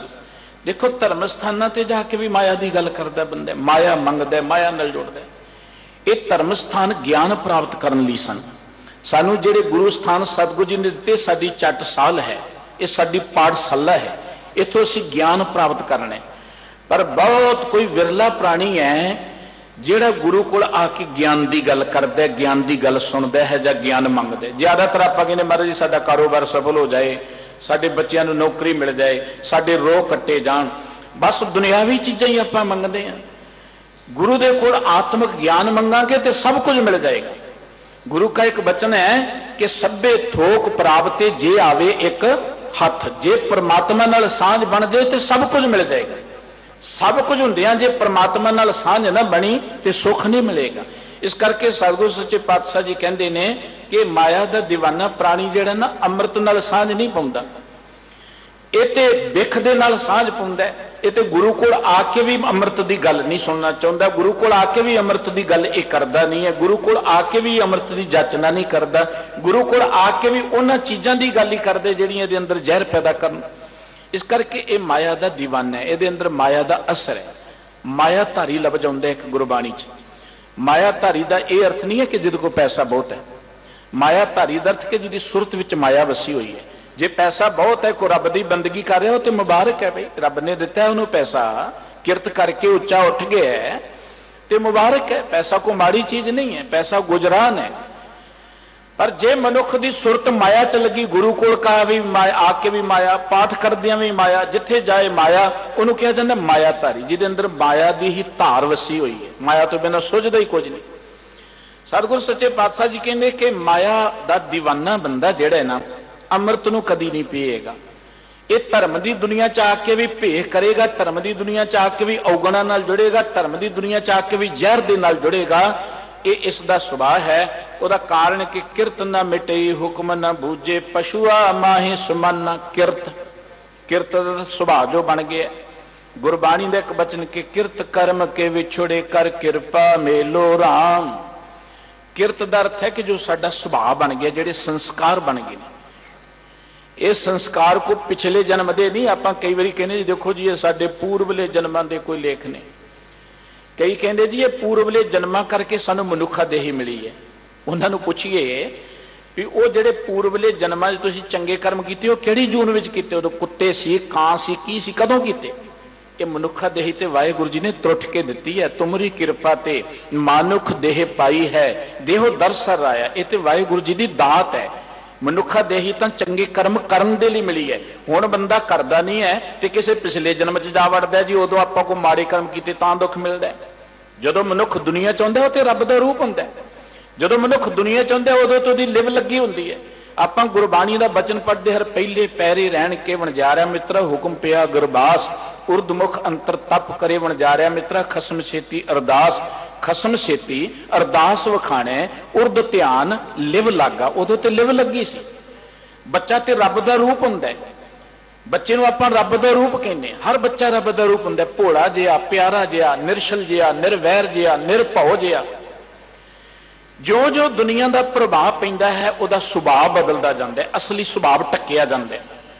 ਉਹਦੇ ਅੰਦਰ ਈਰਖਾ, ਉਹਦੇ ਚ ਲਾਲਚ, ਉਹਦੇ ਚ ਹੰਕਾਰ, ਉਹਦੇ ਚ ਲੜਾਈ ਦੇ ਗੁਣ ਪੈਦਾ, ਜਿਹੋ ਜਿਹੇ ਮਾਹੌਲ ਚ ਰਹਿੰਦਾ, ਪਰਿਵਾਰ ਚ ਰਹਿੰਦਾ, ਉਹੋ ਜਿਹਾ ਬੱਚਾ ਬਣ ਜਾਂਦਾ। ਬੱਚਾ ਰੱਬ ਦਾ ਰੂਪ ਸੀ। ਗੁਰਬਾਣੀ ਕਹਿੰਦੀ ਕਹੋ ਕਬੀਰ ਇਹ ਰਾਮ ਕੀ ਅੰਸ਼, ਇਹ ਰਾਮ ਦੀ ਅੰਸ਼ ਸੀ, ਪਰ ਇਹਦੇ ਤੇ ਦੁਨੀਆ ਦਾ ਪ੍ਰਭਾਵ ਪੈ ਗਿਆ। ਲਿਵ ਛੁੜਕੀ, ਤ੍ਰਿਸ਼ਨਾ ਲੱਗੀ, ਮਾਇਆ ਅਮਰ ਵਰਤਾਇਆ, ਮਾਇਆ ਦਾ ਪ੍ਰਭਾਵ ਪੈ ਗਿਆ। ਜਦ ਤੋਂ ਜੋ ਸਾਡੇ ਤੇ ਪ੍ਰਭਾਵ ਪੈਂਦਾ ਅਸੀਂ ਫਿਰ ਕਰਮ ਕਰਦੇ ਹਾਂ, ਜੋ ਦੇਖਦੇ ਹਾਂ, ਜੋ ਸੁਣਦੇ ਹਾਂ, ਜੋ ਵਿਚਾਰਦੇ ਹਾਂ, ਉਹ ਸਹਿਜੇ ਸਹਿਜੇ ਸਾਡੇ ਅੰਦਰ ਅੰਕਿਤ ਹੁੰਦਾ ਜਾਂਦਾ ਹੈ। ਉਹ ਸਹਿਜੇ ਸਹਿਜੇ ਸਾਡੇ ਕਿਰਦਾਰ ਦਾ, ਕਰੈਕਟਰ ਦਾ ਇੱਕ ਹਿੱਸਾ ਬਣਦਾ ਜਾਂਦਾ ਹੈ। ਗੁਰਬਾਣੀ ਇਹ ਗੱਲ ਕਹਿੰਦੀ ਹੈ, ਕਰਨੀ ਕਾਗਦ ਮਨ ਮਸਵਾਣੀ, ਬੁਰਾ ਭਲਾ ਦੋ ਲੇਖ ਪਏ। ਅਸੀਂ ਆਪਣੀ ਕਰਨੀ ਦੇ ਕਾਗਜ਼ ਤੇ ਨਾ ਚੰਗੇ ਮਾੜੇ ਲੇਖਾਂ ਦੇ ਲੇਖ ਆਪ ਲਿਖਦੇ ਹਾਂ। ਇਹ ਕੋਈ ਪਹਿਲਾਂ ਨਹੀਂ ਲਿਖੇ ਹੋਏ, ਅਸੀਂ ਆਪ ਲਿਖੇ ਨੇ। ਇਵੇਂ ਕਹਿ ਲਓ ਕਿ ਪਿਛਲੇ ਸਮੇਂ ਤੋਂ ਜੋ ਸਾਡਾ ਸੁਭਾਅ ਬਣ ਗਿਆ ਉਹਨੂੰ ਕੋਈ ਬਦਲਣਾ ਸੌਖੀ ਗੱਲ ਨਹੀਂ ਹੈ। ਬੰਦਾ ਚਿੱਟੇ ਕੱਪੜੇ ਪਾ ਲਏਗਾ ਲੇਕਿਨ ਸੁਭਾਅ ਤਾਂ ਨਹੀਂ ਨਾ ਬਦਲੇਗਾ। ਬੰਦਾ ਤੀਰਥਾਂ ਤੇ ਨਹਾ ਲਏਗਾ ਲੇਕਿਨ ਸੁਭਾਅ ਤਾਂ ਨਹੀਂ ਨਾ ਬਦਲੇਗਾ। ਸੁਭਾਅ ਕਦੋਂ ਬਦਲੇਗਾ? ਜਦੋਂ ਉਹ ਸਤ ਸੰਗਤ ਵਿੱਚ ਆਏਗਾ। ਸੁਭਾਅ ਕਦੋਂ ਬਦਲੇਗਾ? ਜਦੋਂ ਰੋਜ਼ ਰੱਬ ਦੀ ਸਿਫਤ ਸਲਾਹ ਕਰੇਗਾ, ਜਦੋਂ ਰੋਜ਼ ਰੱਬ ਦੇ ਗੁਣ ਗਾਇਨ ਕਰੇਗਾ, ਜਦੋਂ ਰੋਜ਼ ਗੁਰੂ ਬਾਣੀ ਦੀ ਵਿਚਾਰ ਸੁਣੇਗਾ, ਵਿਚਾਰ ਕਰੇਗਾ, ਸਹਿਜੇ ਸਹਿਜੇ ਉਹਦੇ ਤੇ ਅਸਰ ਪਏਗਾ। ਜਿਹੜਾ ਕੰਮ ਤੁਸੀਂ ਵਾਰ-ਵਾਰ ਕਰਦੇ ਹੋ, ਵਾਰ-ਵਾਰ ਕਰਦੇ ਹੋ, ਉਹ ਤੁਹਾਡੇ ਸਬਕੌਂਸ਼ੀਅਸ ਮਾਈਂਡ ਦੇ ਅੰਦਰ ਅੰਕਿਤ ਹੋ ਜਾਂਦਾ। ਜਦੋਂ ਤੁਹਾਡੇ ਮਾਈਂਡ ਦੇ ਵਿੱਚ ਉਹ ਅੰਕਿਤ ਹੋ ਗਿਆ ਫਿਰ ਤੁਹਾਡਾ ਸੁਭਾਅ ਇੱਕਦਮ ਜਿਹੜਾ ਉਹ ਬਣ ਜਾਏਗਾ ਜੋ ਤੁਸੀਂ ਰੋਜ਼ ਕਰੋਗੇ। ਗੁਰਬਾਣੀ ਇਸੇ ਕਰਕੇ ਕਹਿੰਦੀ ਰੋਜ਼ ਵਾਹਿਗੁਰੂ ਦਾ ਸਿਮਰਨ ਕਰੋ, ਰੋਜ਼ ਗੁਰਬਾਣੀ ਪੜੋ, ਰੋਜ਼ ਸਤ ਸੰਗਤ ਵਿੱਚ ਆਓ, ਤਾਂ ਕਿ ਤੁਹਾਡਾ ਇੱਕ ਕਰੈਕਟਰ ਇਹੋ ਜਿਹਾ ਬਣ ਸਕੇ। ਇਹ ਨਹੀਂ ਕਿ ਇੱਕ ਦਿਨ ਆਪਾਂ ਪਾਠ ਕਿੰਨੇ ਸਾਰੇ ਕਰ ਲਏ ਤੇ ਕਈ ਦਿਨ ਕੀਤੇ ਨਹੀਂ। ਇਹ ਕਦੀ ਹੋਇਆ ਹੈ ਕਿ ਤੁਸੀਂ ਇੱਕ ਦਿਨ ਰੱਜ ਕੇ ਵਾਹ-ਵਾਹ ਸਾਰੀਆਂ ਰੋਟੀਆਂ ਖਾ ਲਓ ਤੇ ਕਈ ਦਿਨ ਖਾਓ ਨਾ? ਇਹ ਕਦੀ ਹੋਇਆ? ਆਪਾਂ ਕਹਿੰਦੇ ਰੋਜ਼ ਖਾਓ, ਲੋੜ ਅਨੁਸਾਰ ਖਾਓ, ਉਹਨਾਂ ਖਾਓ ਜਿੰਨਾ ਕੋ ਸਰੀਰ ਤੰਦਰੁਸਤ ਰਹੇ। ਰੋਜ਼ ਖਾਓ। ਸਰੀਰਕ ਤੰਦਰੁਸਤੀ ਲਈ ਇਹ ਜ਼ਰੂਰੀ ਹੈ ਕਿ ਤੁਹਾਡਾ ਖਾਣ ਪੀਣ ਦਾ ਟਾਈਮ ਤੇ ਖਾਣ ਪੀਣ ਦਾ ਕੋਈ ਲਿਮਟ ਹੋਣਾ ਚਾਹੀਦਾ, ਖੁਰਾਕ ਚੰਗੀ ਹੋਣੀ ਚਾਹੀਦੀ ਹੈ। ਸਰੀਰ 'ਚ ਬਹੁਤੇ ਰੋਗ ਤੇ ਅਸੀਂ ਖਾਣ ਪੀਣ ਤੋਂ ਪੈਦਾ ਕੀਤੇ ਨੇ। ਵੇਲੇ ਸਿਰ ਖਾਣਾ ਨਹੀਂ ਹੈ, ਵਕਤ ਤੋਂ ਵਕਤ ਖਾਣਾ ਹੈ, ਕਦੀ ਵਾਧਾ ਘੱਟਾ ਖਾ ਲਿਆ। ਠੀਕ ਖੁਰਾਕ ਖਾਓਗੇ, ਠੀਕ ਸਮੇਂ ਤੇ ਖਾਓਗੇ, ਤੁਹਾਨੂੰ ਰੋਗ ਨਹੀਂ ਲੱਗਣਗੇ। ਬਿਲਕੁਲ ਇਹਦਾ ਤੁਸੀਂ ਠੀਕ ਸਮੇਂ ਤੇ ਰੋਜ਼ ਪ੍ਰਭੂ ਦੀ ਯਾਦ ਵਿੱਚ ਜੁੜੋਗੇ, ਤੁਸੀਂ ਮਾਨਸਿਕ ਤੌਰ ਤੇ ਉੱਚੇ ਉੱਠੋਗੇ, ਖੁਸ਼ਹਾਲ ਹੋ ਜਾਓਗੇ। ਸਤਿਗੁਰੂ ਸੱਚੇ ਪਾਤਸ਼ਾਹ ਜੀ ਕਹਿੰਦੇ ਜਿਹੜਾ ਸੁਭਾਅ ਹੈ ਨਾ ਉਹਨੂੰ ਮੇਟਿਆ ਨਹੀਂ ਜਾ ਸਕਦਾ, ਪਰ ਮੇਟਣ ਦਾ ਇੱਕੋ ਇੱਕ ਤਰੀਕਾ ਹੈ, ਕਿਉਂਕਿ ਜੋ ਤੁਸੀਂ ਕਰਮ ਕੀਤੇ ਨੇ ਪਰਮਾਤਮਾ ਦਾ ਹੁਕਮ ਹੈ ਉਹ ਕਰਮ ਤੁਹਾਨੂੰ ਭੋਗਣੇ ਪੈਣੇ। ਜਿਹਾ ਬੀਜੈ ਸੋ ਲੁਣੈ, ਕਰਮਾ ਸੰਦੜਾ ਖੇਤ। ਰੱਬ ਦੇ ਹੁਕਮ ਨੂੰ ਕੋਈ ਮੋੜ ਨਹੀਂ ਸਕਦਾ, ਮੇਟ ਨਹੀਂ ਸਕਦਾ। ਉਹਦਾ ਹੁਕਮ ਹੈ ਕਿ ਜੋ ਕਰੋਗੇ ਉਹ ਤੁਹਾਨੂੰ ਭੁਗਤਣਾ ਪੈਣਾ, ਇਹ ਉਹਦਾ ਹੁਕਮ ਹੈ। ਤੇ ਉਹਨੂੰ ਮੇਟਣ ਦਾ ਤਰੀਕਾ ਇਹ ਨਹੀਂ ਕਿ ਤੁਸੀਂ ਭੇਖ ਪਾ ਲਓ, ਉਹਨੂੰ ਮੇਟਣ ਦਾ ਤਰੀਕਾ ਇਹ ਨਹੀਂ ਤੁਸੀਂ ਘਰ-ਬਾਰ ਛੱਡ ਕੇ ਜੰਗਲਾਂ 'ਚ ਬੈਠ ਜਾਓ। ਸਤਿਗੁਰੂ ਜੀ ਨੇ ਫਿਰ ਗੱਲ ਕਹੀ ਕਿ ਹਾਥ ਕਮੰਡਲ ਕਾਪੜੀਆ, ਮਨ ਤ੍ਰਿਸ਼ਨਾ ਉਪਜੀ ਭਾਰੀ। ਹੱਥ 'ਚ ਕਮੰਡਲ ਫੜ ਲਿਆ, ਕਾਪੜੀਆ ਦਾ ਅਰਥ ਕਿ ਬਾਹਰੋਂ ਲੀਰਾਂ ਵਾਲਾ ਚੋਲਾ ਵੀ ਪਾ ਲਿਆ, ਪਰ ਮਨ ਵਿੱਚ ਤ੍ਰਿਸ਼ਨਾ ਪੈਦਾ ਹੋ ਰਹੀ ਹੈ, ਅੱਗ ਪੈਦਾ ਹੋ ਰਹੀ ਹੈ। ਇਸਤਰੀ ਤਜ ਕਰ ਕਾਮ ਵਿਆਪਿਆ, ਚਿੱਤ ਲਾਇਆ ਪਰ ਨਾਰੀ। ਆਪਣਾ ਪਰਿਵਾਰ ਛੱਡ ਆਇਆ, ਘਰੋਂ ਬਾਹਰ ਨਿਕਲ ਆਇਆ, ਪਰ ਬਾਹਰ ਜਾ ਕੇ ਲੋਕਾਂ ਦੀਆਂ ਇਸਤਰੀਆਂ ਵੱਲ ਦੇਖ ਕੇ ਮਨ ਡੋਲਦਾ ਫਿਰਦਾ ਹੈ। ਹੋਰ ਨਹੀਂ ਬੰਨੀ ਇਹਦਾ ਮਨ ਲੱਗਿਆ ਹੋਇਆ ਹੈ। ਸਿੱਖ ਕਰੇ ਕਰ ਸ਼ਬਦ ਨ ਚੀਨੇ, ਲੰਪਟ ਹੈ ਬਾਜ਼ਾਰੀ। ਸਤਿਗੁਰੂ ਜੀ ਕਹਿੰਦੇ ਸਿਰ ਤੇ ਜੂੜਾ ਵੀ ਕਰ ਲਿਆ, ਜਾਂ ਇਵੇਂ ਕਹਿ ਲਓ ਆਪਣੇ ਅਨੇਕਾਂ ਚੇਲੇ ਬਣਾ ਲਏ। ਬੰਦਾ ਪਰਿਵਾਰ ਨੂੰ ਛੱਡਦਾ ਕਿ ਦੁੱਖਾਂ ਦਾ ਘਰ ਹੈ। ਪਰਿਵਾਰ 'ਚ ਨਹੀਂ ਰਹਿਣਾ ਜੀ, ਆਪਾਂ ਤਿਆਗੀ ਬਣ ਜਾਣਾ, ਸੰਤ ਬਣ ਜਾਣਾ। ਬੜੀ ਹੈਰਾਨੀ ਦੀ ਗੱਲ ਹੈ ਕਿ ਇੱਕ ਗ੍ਰਸਤੀ ਬੰਦਾ ਤੇ ਆਪਣੇ ਇੱਕ ਦੋ ਬੱਚਿਆਂ ਦੇ ਲਈ ਕਿਰਤ ਕਰਦਾ ਹੈ, ਕਰਨ ਦਾ ਹੱਕ ਹੈ, ਉਹਨੂੰ ਕਰਨੀ ਚਾਹੀਦੀ ਹੈ, ਜ਼ਿੰਮੇਵਾਰੀ ਨਿਭਾਉਣੀ ਚਾਹੀਦੀ ਹੈ। ਪਰ ਇੱਕ ਬੰਦਾ ਪਰਿਵਾਰਕ ਜ਼ਿੰਮੇਵਾਰੀਆਂ ਤੋਂ ਭੱਜ ਕੇ ਫਿਰ ਚੇਲੇ ਬਣਾਉਣੇ ਸ਼ੁਰੂ ਕਰ ਦਿੰਦਾ। ਉਹ ਕਹਿੰਦੇ ਵੱਧ ਤੋਂ ਵੱਧ ਚੇਲੇ ਪੈਣ। ਦੋ ਬੱਚੇ ਸੰਭਾਲ ਨਹੀਂ ਸਕਦਾ, ਅਨੇਕਾਂ ਚੇਲੇ ਬਣਾਉਣ ਦੀ ਤ੍ਰਿਸ਼ਨਾ ਉਹਦੇ ਮਨ 'ਚ ਪੈਦਾ ਹੋ ਜਾਂਦੀ ਹੈ। ਫਿਰ ਕਹਿੰਦਾ ਜੀ ਗ੍ਰਸਤੀ ਮਾੜੇ ਨੇ। ਗ੍ਰਸਤੀ ਤੇ ਆਪਣੇ ਬੱਚਿਆਂ ਲਈ ਕਿਰਤ ਕਰ ਰਹੇ ਨੇ। ਗ੍ਰਸਤੀ ਦਾ ਤੇ ਇੱਕ ਘਰ ਹੋਣਾ ਜ਼ਰੂਰੀ, ਆਪਣੇ ਘਰ ਦੇ ਦੀ ਫਿਕਰ ਕਰ ਰਿਹਾ, ਉਦਮ ਕਰ ਰਿਹਾ। ਤੂੰ ਤਾਂ ਘਰ ਛੱਡ ਕੇ ਵੱਡੇ ਵੱਡੇ ਡੇਰੇ ਬਣਾਉਣੇ ਸ਼ੁਰੂ ਕਰ ਦਿੱਤੇ, ਤੂੰ ਤੇ ਘਰ ਛੱਡ ਕੇ ਅਨੇਕਾਂ ਚੇਲੇ ਪਾਲਣੇ ਸ਼ੁਰੂ ਕਰ ਦਿੱਤੇ। ਸਤਿਗੁਰੂ ਜੀ ਕਹਿੰਦੇ ਸਿੱਖ ਕਰੇ ਕਰ ਸ਼ਬਦ ਨਾ ਚੀਨੇ, ਅਨੇਕਾਂ ਸਿੱਖ ਬਣਾ ਲਏ। ਬਾਬਾ ਕਬੀਰ ਸਾਹਿਬ ਜੀ ਦਾ ਬਚਨ, ਕਬੀਰ ਸਿੱਖ ਸਾਖਾ ਬਹੁਤੇ ਕੀਏ, ਕਿਸੋ ਕੀਓ ਨਾ ਮੀਤ, चाले थे हर मिलन को बीचे अटक्यो चीत। घरों निकले सी रब नूं मिलने, अनेकां चेले बना ले। फिर हुण चेलियां दे विच ध्यान जुड़ गया, चेलियां नूं वधाउण दी चिंता लग गई। कहणगे घरों निकले सी रब नूं मिलना है, फिर वो दुनिया दे विच ही खचत होके रह गया और शब्द की विचारना की। लंपट है बाजारी, वो माया दे विच खचत हो गया। बाजारी दर्थ इत्थे भी दिखावा कर रहा, इत्थे भी ठगपुणा कर रहा, धर्म की दुनिया च आके भी। अंतर बिख बाहर निभराती जां तां जम करे खुवारी। मनुख दे अंदर जहर है। निभराती दा अर्थ पता की हुंदा है? कई वारी अग बलदी हुंदी है, आप पानी पा के बुझा देने, लगता ठंडी होगी पर अंदर अग हुंदी है। बाहरों देखण नूं ठंडी, अंतर अगन बाहर तन सुआह। बाहरों देखण नूं लगदा धार्मिक है। निभराती दर्थ के बाहरों भरम पै रहे, धार्मिक है। बाहरों इन्हें भगवे कपड़े पाए ने, खास कपड़े पाए ने, बाहरों खास समुद्र च बैठा है, लगता धार्मिक है, लेकिन अंदर ये जहर भरी हुई है। सतगुरु जी कहते ने ये केवल लोगों नूं खुआर करने के लिए है। जिहड़ा बंदा अजिही अवस्था च रहेगा वो जमन के हथों खुआर होएगा, वो सुखी नहीं हो सकेगा। सो सन्यासी जो सतगुर सेवे विचों आप गवाए। सतगुरु जी कहते सन्यासी कौन है?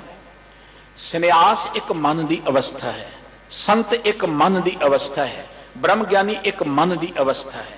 सन्यास कपड़े धारना, देखो कपड़े पहचानने, कपड़े माड़े नहीं है, कपड़ियां नूं किते सतगुरु जी ने बुरा नहीं किया। भेख कोई भी होए चंगी गल है, लेकिन जो भेख है जेकर मनुख अंदरों वो नहीं है। असीं बाजार च कोई चीज़ लैण लई जाइए, बाहर जो उहदा मार्का लग्या होया है वो तो चंगा है, पर जे अंदर क्वालिटी वो नहीं, आपां कहने ते नकल ही है, बई ये तो ठगी है। बिल्कुल धर्म की दुनिया च भी कुछ हुंदा है, बाहर मार्का कुछ होर हुंदा है पर अंदर उहदी क्वालिटी नहीं हुंदी, उहदे गुण नहीं हुंदे। धर्म की दुनिया च बंदा बहुता ठकिया जाता है। असीं बाजार च कोई चीज़ खरीदनी हुंदी, बड़ी आपां सोच समझ के एक बारी किते धोखा खा जाइए, दूजी बार नहीं खांदे। ते सतगुरु जी ने सुचेत किया कि धर्म की दुनिया च भी अखां खोल के चलो। सुण मुंदे हरणाखिए गूढ़ा वैन अपार, पहला वस्त जान के तां कीचे वपार। अकली साहिब सेविए अकली पाइए मान, अकली पढ़ के बूझिए अकली कीचै दान। रब की जाच जुड़ना इत्थे भी अकल चाहिए है। इत्थे किते ये ना होए तू हंसां दे भुलेखे ठगां दे ढेई चढ़ के, हंसां दी वडियाई है, नाम जपण वालियां दी वडियाई है, रब्बी प्यारियां दी संतां भगतां दी महिमा महान है, उन्हां दी संगत करनी चाहिए है। लेकिन ठगां तो बच के रही। अनेकां ठग ने जिहड़े बाहरों मार्का कुछ हो रहा, अंदर क्वालिटी है ही नहीं, अंदर जहर भरी हुई है। सतगुरु सच्चे पातशाह जी कहते हैं कि सन्यासी वो है जिहड़ा सतगुरु की सेवा करता है, भाव गुरु के दच्छे बचना अनुसार जिंदगी बतीत करता है, गुरु के उपदेश को हिरदे धारण करता है। तो गुरु का पहला उपदेश है कि विचों आप गवाए, अपने अंदरों हंकार को दूर करो। गुरमत ने अपने दर करते आने वाले सब प्राणी को सब तो पहला गल के पहला मारण कबूल, जीवन की छड़ आस। दुनिया रब के दर्शनों की गल करती है, रब के दर्शनों के नाम से पता नहीं किन्ने को ख्याल, किन्ने को सिद्धांत, किन्ने को उपदेश दुनिया उत्ते जाते, किन्ने को तरीके दसे जाते रब नूं इवें मिलिया जा सकता है। तो गुरमत का एक बड़ा सौखा जिहा मार्ग है, बड़ा सरल मार्ग, बड़ा सौखा जिहा मार्ग और 2 अखरां दे विच उपदेश है। कहणगे जे रब दे दीदार करने ना ते आगे मन की मतड़ी विसारे दूजा भाओ जियो, इउं पावे हर दरसावड़ा ने लगे तत्ती वाओ जी। मन की मत त्याग दे रब दे दीदार हो जाणगे। आप गवाही है तां सो पाइए, घर छड्डण की लोड़ नहीं, दुखी होने की लोड़ नहीं, कोई समाधियां लाउण की लोड़ नहीं। आप गवाही है तां सो पाइए, अपने अंदर मन की मत त्याग दे। मन की मत त्यागो हर जन। सतगुरु सच्चे पातशाह जी परमात्मा के दीदार करने का रस्ता दसदे ने। मान न कीजै शरण परीजै, करे सो भला मनाइए। सुन मीता जियो पिंड सब ताना अरपीजे, इउं दर्शन हर जियो पाइए। किते जंगलों च जाण की गल नहीं की, किते को भेख धारण की गल नहीं की, किते को वड्डे वड्डे जग खर्चा करने की गल नहीं कही। उत्थे दी को गल की अपने अंदरों हंकार त्याग दे, अपने आप नूं मेट ले। धर्म नाल जुड़न दा अर्थ है अपने अंदरों हंकार नूं मेटना। धर्म नाल जुड़न दा अर्थ है अपने अंदरों मन की मत नूं मेटना। जे धर्म नाल जुड़ के भी असीं मन की मत रखी कोल, मन का सुख नहीं मिलेगा। इस करके सतगुरु सच्चे पातशाह जी कहते सन्यासी वो है जिन्हें गुरु के बचन मन के अपने अंदरों हंकार नूं मेट ले, मन की मत नूं मेट ले। वो भावें गृहस्थ च भी रहिंदा है, वो किसी लिबास च रहिंदा है, वो सन्यासी। सन्यासी एक मन की अवस्था है सतगुरु जी ने बचन के, साधन भोजन की आस न करी, अचिंत मिलै सोखा पाए। साधन में ना कपड़ा, भोजन में ना खाण पीण के पदार्थ। ਜ਼ਿਆਦਾਤਰ ਤੁਸੀਂ ਦੇਖੋ ਜਿਨ੍ਹਾਂ ਨੇ ਘਰ ਛੱਡਿਆ ਉਹਨਾਂ ਨੂੰ ਇੱਕ ਖਿੱਚ ਹੁੰਦੀ ਕੋਈ ਇਹੋ ਜਿਹਾ ਬੰਦਾ ਮਿਲੇ ਜਿਹੜਾ ਵਧੀਆ ਰੋਟੀ ਖਵਾ ਦੇ, ਚੰਗੇ ਕੱਪੜੇ ਦੇ ਦੇਵੇ। ਉਹਨਾਂ ਦੀ ਦਾਨੀਆਂ ਵਾਲੀ ਨਜ਼ਰ ਲੱਗੀ ਹੁੰਦੀ ਹੈ ਔਰ ਉਹਨਾਂ ਨੂੰ ਬੜੀ ਪਰਖ ਹੁੰਦੀ ਕਿੰਨੇ ਕੀ ਦੇਣਾ। ਸਤਿਗੁਰੂ ਜੀ ਕਹਿੰਦੇ ਸੰਨਿਆਸੀ ਉਹ ਹੈ ਜਿਹੜਾ ਭੋਜਨ ਦੀ ਜਾਂ ਕੱਪੜੇ ਦੀ ਕੋਈ ਆਸ ਨਾ ਰੱਖੇ, ਵਾਹਿਗੁਰੂ ਜੀ ਦੇ ਭਾਣੇ 'ਚ ਜੋ ਮਿਲੀ ਜਾਏ ਉਹਨੂੰ ਖਿੜੇ ਮੱਥੇ ਪ੍ਰਵਾਨ ਕਰ ਲੇ, ਉਹਦੇ ਹੁਕਮ ਵਿੱਚ ਜੋ ਮਿਲ ਜਾਏ ਉਹਨੂੰ ਪ੍ਰਵਾਨ ਕਰ ਲੈ। ਬਕੇ ਨਾ ਬੋਲੇ ਖਿਮਾ ਧਨ ਸੰਗ ਰਹਿ, ਤਾਮ ਸਨਾਮ ਜਲਾਏ। ਉਹ ਬਹੁਤਾ ਬਕ ਬਕ ਨਾ ਕਰੇ, ਬਹੁਤਾ ਬੋਲੇ ਨਾ, ਉਹਦੇ ਅੰਦਰ ਖਿਮਾ ਦੀ ਭਾਵਨਾ ਹੋਏ। ਖਿਮਾ ਦਾ ਅਰਥ ਸਹਿਣਸ਼ੀਲਤਾ, ਦੂਜਿਆਂ ਨੂੰ ਮਾਫ ਕਰਨ ਦੀ ਗੱਲ। ਬਹੁਤ ਸਾਰੇ ਉਦਾਸੀਆਂ ਦਾ, ਤਪਸਵੀਆਂ ਦਾ ਇਤਿਹਾਸ ਪੜ੍ਹੋ, ਰਿਖੀਆਂ ਮੁਨੀਆਂ ਦਾ ਇਤਿਹਾਸ ਪੜ੍ਹੋ, ਗੁੱਸੇ ਦੇ ਨਾਲ ਭਰੇ ਪਏ ਨੇ। ਗੁੱਸੇ ਵਿੱਚ ਆ ਕੇ ਕਿਸੇ ਨੂੰ ਸ਼ਰਾਪ ਦੇਤਾ, ਤੇਰਾ ਘਰ ਘਾਟ ਬਰਬਾਦ ਕਰ ਦੇਵਾਂਗੇ। ਜਿਹੜਾ ਬੰਦਾ ਅਖਵਾਏ ਧਾਰਮਿਕ ਕਹੇ ਜਿਵੇਂ ਕਿਸੇ ਦਾ ਸ਼ਰਾਪ ਦੇ ਕੇ ਘਰ ਬਰਬਾਦ ਕਰ ਦੇਵਾਂਗਾ, ਉਹ ਧਾਰਮਿਕ ਹੋ ਹੀ ਨਹੀਂ ਸਕਦਾ, ਉਹਦਾ ਧਰਮ ਨਾਲ ਦੂਰ ਦਾ ਵੀ ਵਾਸਤਾ ਨਹੀਂ ਹੈ। ਧਾਰਮਿਕ ਬੰਦਾ ਤੇ ਰੱਬ ਵਰਗਾ ਹੋਣਾ ਚਾਹੀਦਾ। ਰੱਬ ਕਿੰਨਾ ਦਿਆਲੂ ਹੈ, ਰੱਬ ਸਾਡੇ ਔਗੁਣ ਦੇਖ ਕੇ ਵੀ ਸਾਨੂੰ ਫਿਰ ਰਹਿਮਤ ਕਰਦਾ। ਸਦ ਬਖਸ਼ਿੰਦ ਸਦਾ ਮਿਹਰਬਾਨਾ ਸਭਨਾ ਤੇ ਆਧਾਰੀ। ਧਰਮ ਨਾਲ ਜੁੜਿਆ ਬੰਦਾ ਵੀ ਦਿਆਲੂ ਹੋਣਾ ਚਾਹੀਦਾ, ਉਹਦੇ ਮਨ 'ਚ ਮਾਨਵਤਾ ਦੇ ਲਈ ਤਰਸ ਹੋਣਾ ਚਾਹੀਦਾ, ਉਹਦੇ ਮਨ 'ਚ ਮਾਨਵਤਾ ਦੇ ਲਈ ਪਿਆਰ ਹੋਣਾ ਚਾਹੀਦਾ। ਜੇ ਕੋਈ ਬੰਦਾ ਬੁਰਾ ਹੈ ਤੇ ਉਹਦੀ ਬੁਰਾਈ ਦੇਖ ਕੇ ਉਹਨੂੰ ਗੁੱਸਾ ਨਹੀਂ ਹੋਣਾ ਚਾਹੀਦਾ, ਉਹਦੇ ਮਨ ਪ੍ਰਤੀ, ਉਹਦੇ ਪ੍ਰਤੀ ਦਇਆ ਹੋਣੀ ਚਾਹੀਦੀ ਹੈ ਕਿ ਇਹਨੂੰ ਆਪਾਂ ਇਸ ਬੁਰਾਈ ਤੋਂ ਮੁਕਤ ਕਰਨਾ ਹੈ। ਉਹਨੂੰ ਧਾਰਮਿਕ ਕਿਹਾ ਜਾਂਦਾ ਹੈ। ਕਿਸੇ ਦੀ ਗਲਤੀ ਨੂੰ ਦੇਖ ਕੇ ਕੋਈ ਕਰੋਧ 'ਚ ਆ ਕੇ ਸ਼ਰਾਪ ਦੇ ਦੇਵੇ, ਉਹ ਕਦੀ ਧਾਰਮਿਕ ਹੋ ਹੀ ਨਹੀਂ ਸਕਦਾ, ਉਹ ਅੰਦਰੋਂ ਹੰਕਾਰ ਦਾ ਭਰਿਆ ਹੋਇਆ ਹੈ। ਇਸ ਕਰਕੇ ਸਤਿਗੁਰੂ ਸੱਚੇ ਪਾਤਸ਼ਾਹ ਜੀ ਕਹਿੰਦੇ ਨੇ ਸੰਨਿਆਸੀ ਉਹ ਹੈ ਜਿਹਦੇ ਅੰਦਰ ਖਿਮਾ ਦੀ ਭਾਵਨਾ ਹੈ, ਦੂਜਿਆਂ ਨੂੰ ਮਾਫ ਕਰਨ ਦੀ ਭਾਵਨਾ ਹੈ। ਸੰਨਿਆਸੀ ਉਹ ਹੈ ਜਿਹਨੇ ਵਾਹਿਗੁਰੂ ਜੀ ਦੇ ਸਿਮਰਨ ਵਿੱਚ ਜੁੜ ਕੇ ਆਪਣੇ ਅੰਦਰੋਂ ਅਹੰਕਾਰ ਨੂੰ ਮੇਟ ਲਿਆ, ਤ੍ਰਿਸ਼ਨਾ ਨੂੰ ਮੇਟ ਲਿਆ ਹੈ। ਤਨ ਗਿਰੀ ਸੰਨਿਆਸੀ ਜੋਗੀ, ਜੇ ਹਰ ਚਰਣੀ ਚਿਤ ਲਾਏ। ਦੇਖੋ ਸਤਿਗੁਰੂ ਜੀ ਦੇ ਕਿੰਨੇ ਉਦਾਰ ਬਚਨ ਨੇ। ਭਾਵੇਂ ਕੋਈ ਗ੍ਰਸਤੀ ਹੈ, ਜੇ ਰੱਬ ਦੇ ਪਿਆਰ 'ਚ ਜੁੜ ਗਿਆ ਉਹ ਧਨ ਹੈ, ਸਤਿਕਾਰਯੋਗ ਹੈ। ਭਾਵੇਂ ਕੋਈ ਸੰਨਿਆਸੀ ਅਖਵਾ ਰਿਹਾ ਹੈ ਜਾਂ ਉਹਨੇ ਭਗਵੇ ਕੱਪੜੇ ਪਾਏ ਨੇ, ਰੱਬ ਦੇ ਪਿਆਰ ਵਿੱਚ ਜੁੜ ਗਿਆ ਤੇ ਉਹ ਸਤਿਕਾਰਯੋਗ ਹੈ। ਜਾਂ ਭਾਵੇਂ ਕੋਈ ਜੋਗੀ ਹੈ, ਅਖਾਉਂਦਾ ਕਿ ਮੈਂ ਜੋਗ ਮਤ ਦਾ ਧਾਰਨੀ, ਪਰ ਰੱਬ ਦੇ ਪਿਆਰ 'ਚ ਜੁੜ ਗਿਆ। ਜੋਗੀ ਦਾ ਅਰਥ ਜੁੜਿਆ ਹੋਇਆ, ਜੇ ਰੱਬ ਦੇ ਪਿਆਰ ਜੁੜ ਗਿਆ ਤੇ ਸਤਿਗੁਰੂ ਜੀ ਕਹਿੰਦੇ ਉਹ ਧਨ ਹੈ, ਜੇ ਉਹਦੀ ਹਰੀ ਦੇ ਚਰਨਾਂ ਨਾਲ ਪ੍ਰੀਤ ਲੱਗ ਗਈ ਹੈ। ਸਤਿਗੁਰੂ ਜੀ ਨੇ ਕਿਸੇ ਭੇਖ ਨੂੰ ਮਾੜਾ ਨਹੀਂ ਕਿਹਾ, ਕਿਸੇ ਮਤ ਨੂੰ ਮਾੜਾ ਨਹੀਂ ਕਿਹਾ, ਪਰ ਜਿਹੜਾ ਭੇਖ ਦੇ ਨਾਂ ਤੇ ਪਖੰਡ ਕਰਦਾ ਹੈ, ਲੋਕਾਂ ਨੂੰ ਗੁੰਮਰਾਹ ਕਰਦਾ ਹੈ, ਗੱਲ ਉਸ ਦੀ ਕੀਤੀ ਹੈ। ਸਤਿਗੁਰੂ ਜੀ ਕਹਿੰਦੇ ਭਾਵੇਂ ਕੋਈ ਗ੍ਰਸਤੀ ਹੈ, ਜੋਗੀ ਹੈ, ਸੰਨਿਆਸੀ ਹੈ, ਜੇ ਉਹ ਵਾਹਿਗੁਰੂ ਜੀ ਦੇ ਪਿਆਰ ਜੁੜ ਗਿਆ ਤੇ ਉਹ ਧਨ ਹੈ ਭਈ, ਸਤਿਕਾਰਯੋਗ ਹੈ। ਆਸ ਨਿਰਾਸ ਰਹੇ ਸੰਨਿਆਸੀ, ਇੱਕ ਸਿਉਂ ਲਿਵ ਲਾਏ। ਜਿਹੜਾ ਦੁਨੀਆ 'ਚ ਰਹਿੰਦਿਆਂ ਵੀ ਨਿਰਾਸ਼ ਰਹੇ। ਜੈਸੇ ਜਲ ਮੈਂ ਕਮਲ ਨਿਰਾਲਮ, ਜਿਵੇਂ ਕਮਲ ਪਾਣੀ 'ਚ ਰਹਿ ਕੇ ਪਾਣੀ ਤੋਂ ਉੱਚਾ ਉੱਠਿਆ ਰਹਿੰਦਾ ਹੈ, ਜਿਵੇਂ ਮੁਰਗਾਬੀ ਪਾਣੀ 'ਚ ਰਹਿ ਕੇ ਪਾਣੀ ਤੋਂ ਅਭਿੱਜ ਰਹਿੰਦੀ ਹੈ, ਤਿਵੇਂ ਸੰਸਾਰ 'ਚ ਰਹਿੰਦਿਆਂ ਕਿਰਤ ਵਿਰਤ ਕਰਦਿਆਂ ਬੰਦਾ ਦੁਨੀਆ ਦੀ ਲੱਭ ਲੋਭ ਤੋਂ ਉੱਚਾ ਉੱਠਿਆ ਰਹੇ, ਦੁਨੀਆ ਦੇ ਵਿਕਾਰਾਂ ਤੋਂ ਉੱਚਾ ਉੱਠਿਆ ਰਹੇ। ਸਤਿਗੁਰੂ ਜੀ ਕਹਿੰਦੇ ਉਹ ਸੰਨਿਆਸੀ ਹੈ ਬਈ। ਇੱਕ ਸਿਉਂ ਲਿਵ ਲਾਏ, ਜਿਹਦੀ ਲਿਵ ਕੇਵਲ ਇੱਕ ਵਾਹਿਗੁਰੂ ਜੀ ਦੇ ਨਾਲ ਲੱਗੀ ਹੋਈ ਹੈ, ਪਰਮਾਤਮਾ ਦੇ ਪਿਆਰ ਜੀ ਦੀ ਸੁਰਤ ਜੁੜੀ ਹੋਈ ਹੈ। ਹਰ ਰਸ ਪੀਵੇ ਤਾਂ ਸ਼ਾਂਤ ਆਵੇ, ਨਿਜ ਕਰ ਤਾੜੀ ਲਾਵੇ। ਜਿਹੜਾ ਇੱਕ ਵਾਹਿਗੁਰੂ ਜੀ ਦੇ ਪਿਆਰ ਜੁੜ ਕੇ ਨਾਮ ਦੇ ਰਸ ਨੂੰ ਪੀਂਦਾ, ਵਾਹਿਗੁਰੂ ਜੀ ਦੇ ਨਾਮ ਦੇ ਆਨੰਦ ਨੂੰ ਮਾਣਦਾ, ਔਰ ਜਿਹਦੀ ਆਪਣੇ ਸਵੈ ਸਰੂਪ ਵਿੱਚ ਤਾੜੀ ਲੱਗੀ ਹੋਈ ਹੈ, ਸਮਾਧੀ ਲੱਗੀ ਹੋਈ ਹੈ, ਜਿਹੜਾ ਆਪਣੇ ਨਿਜ ਘਰ ਵਿੱਚ ਟਿਕ ਗਿਆ, ਉਹ ਸੰਨਿਆਸੀ ਹੈ। ਘਰੋਂ ਕੋ ਬਾਹਰ ਰਹੇ, ਘਰ 'ਚ ਰਹੇ, ਇਹ ਗੱਲ ਵੱਖਰੀ ਹੈ। ਗੁਰਮਤਿ ਨੇ ਗ੍ਰਸਤੀ ਨੂੰ ਮਾਣ ਦਿੱਤਾ ਹੈ, ਘਰੋਂ ਭੱਜਣ ਦੀ ਗੱਲ ਨਹੀਂ ਕਹੀ, ਪਰ ਭੱਜਿਆਂ ਨੂੰ ਸਤਿਗੁਰੂ ਜੀ ਨੇ ਕਿਤੇ ਮਾੜਾ ਨਹੀਂ ਕਿਹਾ। ਜੇ ਤੁਸੀਂ ਬਾਹਰ ਵੀ ਗਏ, ਪਰ ਤੁਹਾਡੀ ਸੁਰਤ ਵਾਹਿਗੁਰੂ ਜੀ ਦੇ ਪਿਆਰ 'ਚ ਲੱਗਣੀ ਪਈ ਚਾਹੀਦੀ ਹੈ। ਸਤਿਗੁਰੂ ਜੀ ਨੂੰ ਵੀ ਘਰੋਂ ਬਾਹਰ ਜਾਣਾ ਪਿਆ ਗੁਰੂ ਨਾਨਕ ਸਾਹਿਬ ਜੀ ਨੂੰ ਪਰਉਪਕਾਰ ਕਰਨ ਦੇ ਲਈ। ਗੁਰੂ ਸਾਹਿਬ ਜੀ ਨੂੰ ਲੋੜ ਪੈਣ ਤੇ ਘਰੋਂ ਬਾਹਰ ਨਿਕਲਣਾ ਪਿਆ, ਪਰ ਉਹ ਵਾਹਿਗੁਰੂ ਜੀ ਦੇ ਰੰਗ 'ਚ ਜੁੜੇ ਹੋਏ ਨੇ, ਕੋਈ ਲੋਕਾਂ ਪਾਸੋਂ ਮੰਗਣ ਦੀ ਜਾਂ ਕਿਸੇ ਦੀ ਆਸ ਲਈ ਨਹੀਂ ਨਿਕਲੇ ਹੋਏ। ਸਤਿਗੁਰੂ ਜੀ ਕਹਿੰਦੇ ਜਿਹੜਾ ਬੰਦਾ ਇੱਕ ਵਾਹਿਗੁਰੂ ਜੀ ਦੇ ਪਿਆਰ 'ਚ ਨਿਤ ਜੁੜਿਆ ਰਹਿੰਦਾ ਉਹ ਧਨ ਹੈ। ਮਨੁਆ ਨਾ ਡੋਲੇ ਗੁਰਮੁਖ ਬੂਝੇ ਧਾਵਤ ਵਰਜ ਰਹਾਏ। ਉਹਦਾ ਮਨ ਕਦੀ ਡੋਲਦਾ ਨਹੀਂ ਹੈ, ਕਿਉਂਕਿ ਗੁਰੂ ਦੀ ਮੱਤ ਦੇ ਰਾਹੀਂ ਉਸਨੇ ਜ਼ਿੰਦਗੀ ਦੇ ਰਸਤੇ ਨੂੰ ਸਮਝ ਲਿਆ, ਜ਼ਿੰਦਗੀ ਦੀ ਮਹਾਨਤਾ ਨੂੰ ਸਮਝ ਲਿਆ ਹੈ। ਗੁਰੂ ਦੇ ਗਿਆਨ ਨਾਲ ਹੀ ਉਸਨੇ ਆਪਣੇ ਮਨ ਨੂੰ ਟਿਕਾ ਲਿਆ। ਮਨ ਨੂੰ ਟਿਕਾਉਣ ਦਾ ਇੱਕੋ ਇੱਕ ਤਰੀਕਾ ਗਿਆਨ ਹੈ, ਗੁਰੂ ਦਾ ਗਿਆਨ। ਭਾਈ ਗੁਰਦਾਸ ਜੀ ਨੇ ਇੱਕ ਬੜਾ ਪਿਆਰਾ ਬਚਨ ਲਿਖਿਆ ਹੈ ਕਿ ਕੋਈ ਪੰਛੀ ਉੱਡਦਾ ਜਾ ਰਿਹਾ ਹੈ, ਤੁਸੀਂ ਕਹੋ ਜੀ ਭੱਜ ਕੇ ਫੜ ਲਈਏ, ਨਹੀਂ ਫੜਿਆ ਜਾਣਾ। ਮਨ ਪੰਛੀ ਵਰਗਾ। ਜੇ ਤੁਸੀਂ ਕਹੋ ਜੀ ਇਹਨੂੰ ਆਪਾਂ ਫੜ ਲਵਾਂਗੇ, ਨਹੀਂ ਫੜਿਆ ਜਾਣਾ। ਸੱਪ ਖੁੱਡ 'ਚ ਵੜ ਗਿਆ, ਤੁਸੀਂ ਕਹੋ ਜੀ ਉਹਨੂੰ ਆਪਾਂ ਹੱਥ ਪਾ ਕੇ ਕੱਢ ਲਵਾਂਗੇ, ਬੜੀ ਖਤਰਨਾਕ ਗੱਲ ਹੈ। ਉੜਦੇ ਪੰਛੀ ਨੂੰ ਫੜਨ ਦੀ ਇੱਕ ਜੁਗਤ ਹੁੰਦੀ ਹੈ। ਸ਼ਿਕਾਰੀ ਜਾਲ ਲਾ ਕੇ ਦਾਣੇ ਖਿਲਾਰ ਦਿੰਦਾ ਹੈ, ਦਾਣਿਆਂ ਦੇ ਲਾਲਚ ਉਹ ਪੰਛੀ ਜਿਹੜਾ ਹੈ ਨਾ ਦਾਣੇ ਚੁਗਦਾ ਚੁਗਦਾ ਜਾਲ 'ਚ ਫਸ ਜਾਂਦਾ ਹੈ। ਸ਼ਿਕਾਰੀ ਉਹਨੂੰ ਫੜ ਕੇ ਪਿੰਜਰੇ 'ਚ ਪਾ ਲੈਂਦਾ, ਕਾਬੂ ਕਰ ਲਿਆ, ਪਰ ਦੌੜ ਕੇ ਨਹੀਂ ਸੀ ਫੜ ਸਕਦਾ, ਜੁਗਤ ਨਾਲ ਫੜਿਆ। ਸੱਪ ਨੂੰ ਫੜਨ ਦੀ ਕੋਈ ਜੁਗਤ ਹੁੰਦੀ ਹੈ ਮਦਾਰੀਆਂ ਦੇ ਕੋਲ, ਉਹ ਫੜ ਲੈਂਦੇ ਨੇ। ਜੇ ਤੁਸੀਂ ਕਹੋ ਕਿ ਉਵੇਂ ਖੁੱਡ 'ਚ ਬੜੇ ਸੱਪ ਨੂੰ ਫੜ ਲਓ, ਔਖੀ ਗੱਲ ਹੈ। ਹਾਥੀ ਮਸਤਿਆ ਫਿਰਦਾ ਜੰਗਲ ਨੂੰ ਉਜਾੜੀ ਜਾਂਦਾ, ਪੁੱਟੀ ਜਾਂਦਾ।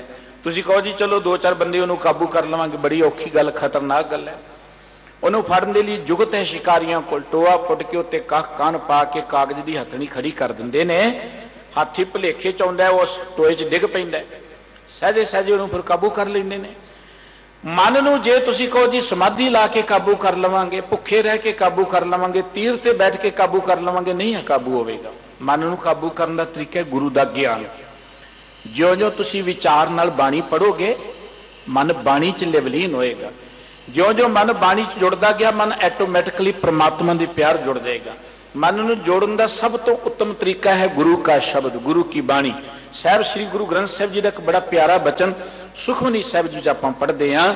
ਇਹ ਜਿਹੜਾ ਮਨ ਐਨ ਭੱਜਾ ਫਿਰਦਾ, ਇਹਨੂੰ ਟਿਕਾਉਣ ਦਾ ਤਰੀਕਾ ਜਿਉਂ ਮੰਦਰ ਕੋ ਥੰਮੈ ਥੰਮਨ, ਤਿਉਂ ਗੁਰ ਕਾ ਸ਼ਬਦ ਮਨੇ ਅਸਥਮਨ। ਜਿਵੇਂ ਥੰਮ ਜਿਹੜਾ ਕਿਸੇ ਮਕਾਨ ਲਈ ਸਹਾਰਾ ਹੁੰਦਾ ਹੈ, ਗੁਰੂ ਦਾ ਸ਼ਬਦ, ਗੁਰੂ ਦਾ ਉਪਦੇਸ਼ ਸਾਡੇ ਮਨ ਲਈ ਸਹਾਰਾ ਹੈ। ਇਸ ਕਰਕੇ ਗੁਰੂ ਦੇ ਉਪਦੇਸ਼ ਰਾਹੀਂ ਇਹ ਮਨ ਟਿਕੇਗਾ। ਸਤਿਗੁਰੂ ਸਾਹਿਬ ਜੀ ਕਹਿੰਦੇ ਨੇ, ਜਿਨੇ ਗੁਰੂ ਦੇ ਰਾਹੀਂ ਗਿਆਨ ਪ੍ਰਾਪਤ ਕਰ ਲਿਆ, ਧਾਵਤ ਵਰਜ ਰਹਾਏ। ਉਹਨੇ ਇਸ ਭੱਜੇ ਜਾਂਦੇ ਮਨ ਨੂੰ ਟਿਕਾ ਲਿਆ ਇੱਕ ਥਾਂ ਤੇ। ਗ੍ਰਹਿ ਸਰੀਰ ਗੁਰਮਤੀ ਖੋਜੇ, ਨਾਮ ਪਦਾਰਥ ਪਾਏ। ਸਤਿਗੁਰੂ ਜੀ ਕਹਿੰਦੇ ਜੰਗਲਾਂ 'ਚ ਫਿਰਨ ਦੀ ਲੋੜ ਨਹੀਂ ਹੈ। ਗੁਰਦੇਵ ਜੀ ਨੇ ਤੇ ਬੜੇ ਜ਼ੋਰਦਾਰ ਲਫ਼ਜ਼ਾਂ ਗੱਲ ਕੀ, ਕਾਹੇ ਰੇ ਬਨ ਖੋਜਨ ਜਾਈ, ਸਰਵ ਨਿਵਾਸੀ ਸਦਾ ਅਲੇਪਾ ਤੋਹੀ ਸੰਗ ਸਮਾਈ। ਉਹ ਮਦ ਜਿਉ ਬਾਸ ਬਸਤ ਹੈ, ਮੁਕਰ ਮਾਹੇ ਜੈਸੇ ਛਾਈ, ਤੈਸੇ ਹੀ ਹਰ ਬਸੇ ਨਿਰੰਤਰ ਘਟ ਹੀ ਖੋਜੋ ਭਾਈ। ਉਹ ਵਾਹਿਗੁਰੂ ਤੁਹਾਡੇ ਅੰਦਰ ਵਸ ਰਿਹਾ, ਜੰਗਲਾਂ 'ਚ ਖੋਜਿਆ ਨਹੀਂ ਮਿਲਣਾ, ਆਪਣੇ ਆਪ ਨੂੰ ਖੋਜਿਆ ਮਿਲਣਾ। ਆਪਣੇ ਆਪ ਨੂੰ ਖੋਜੋ।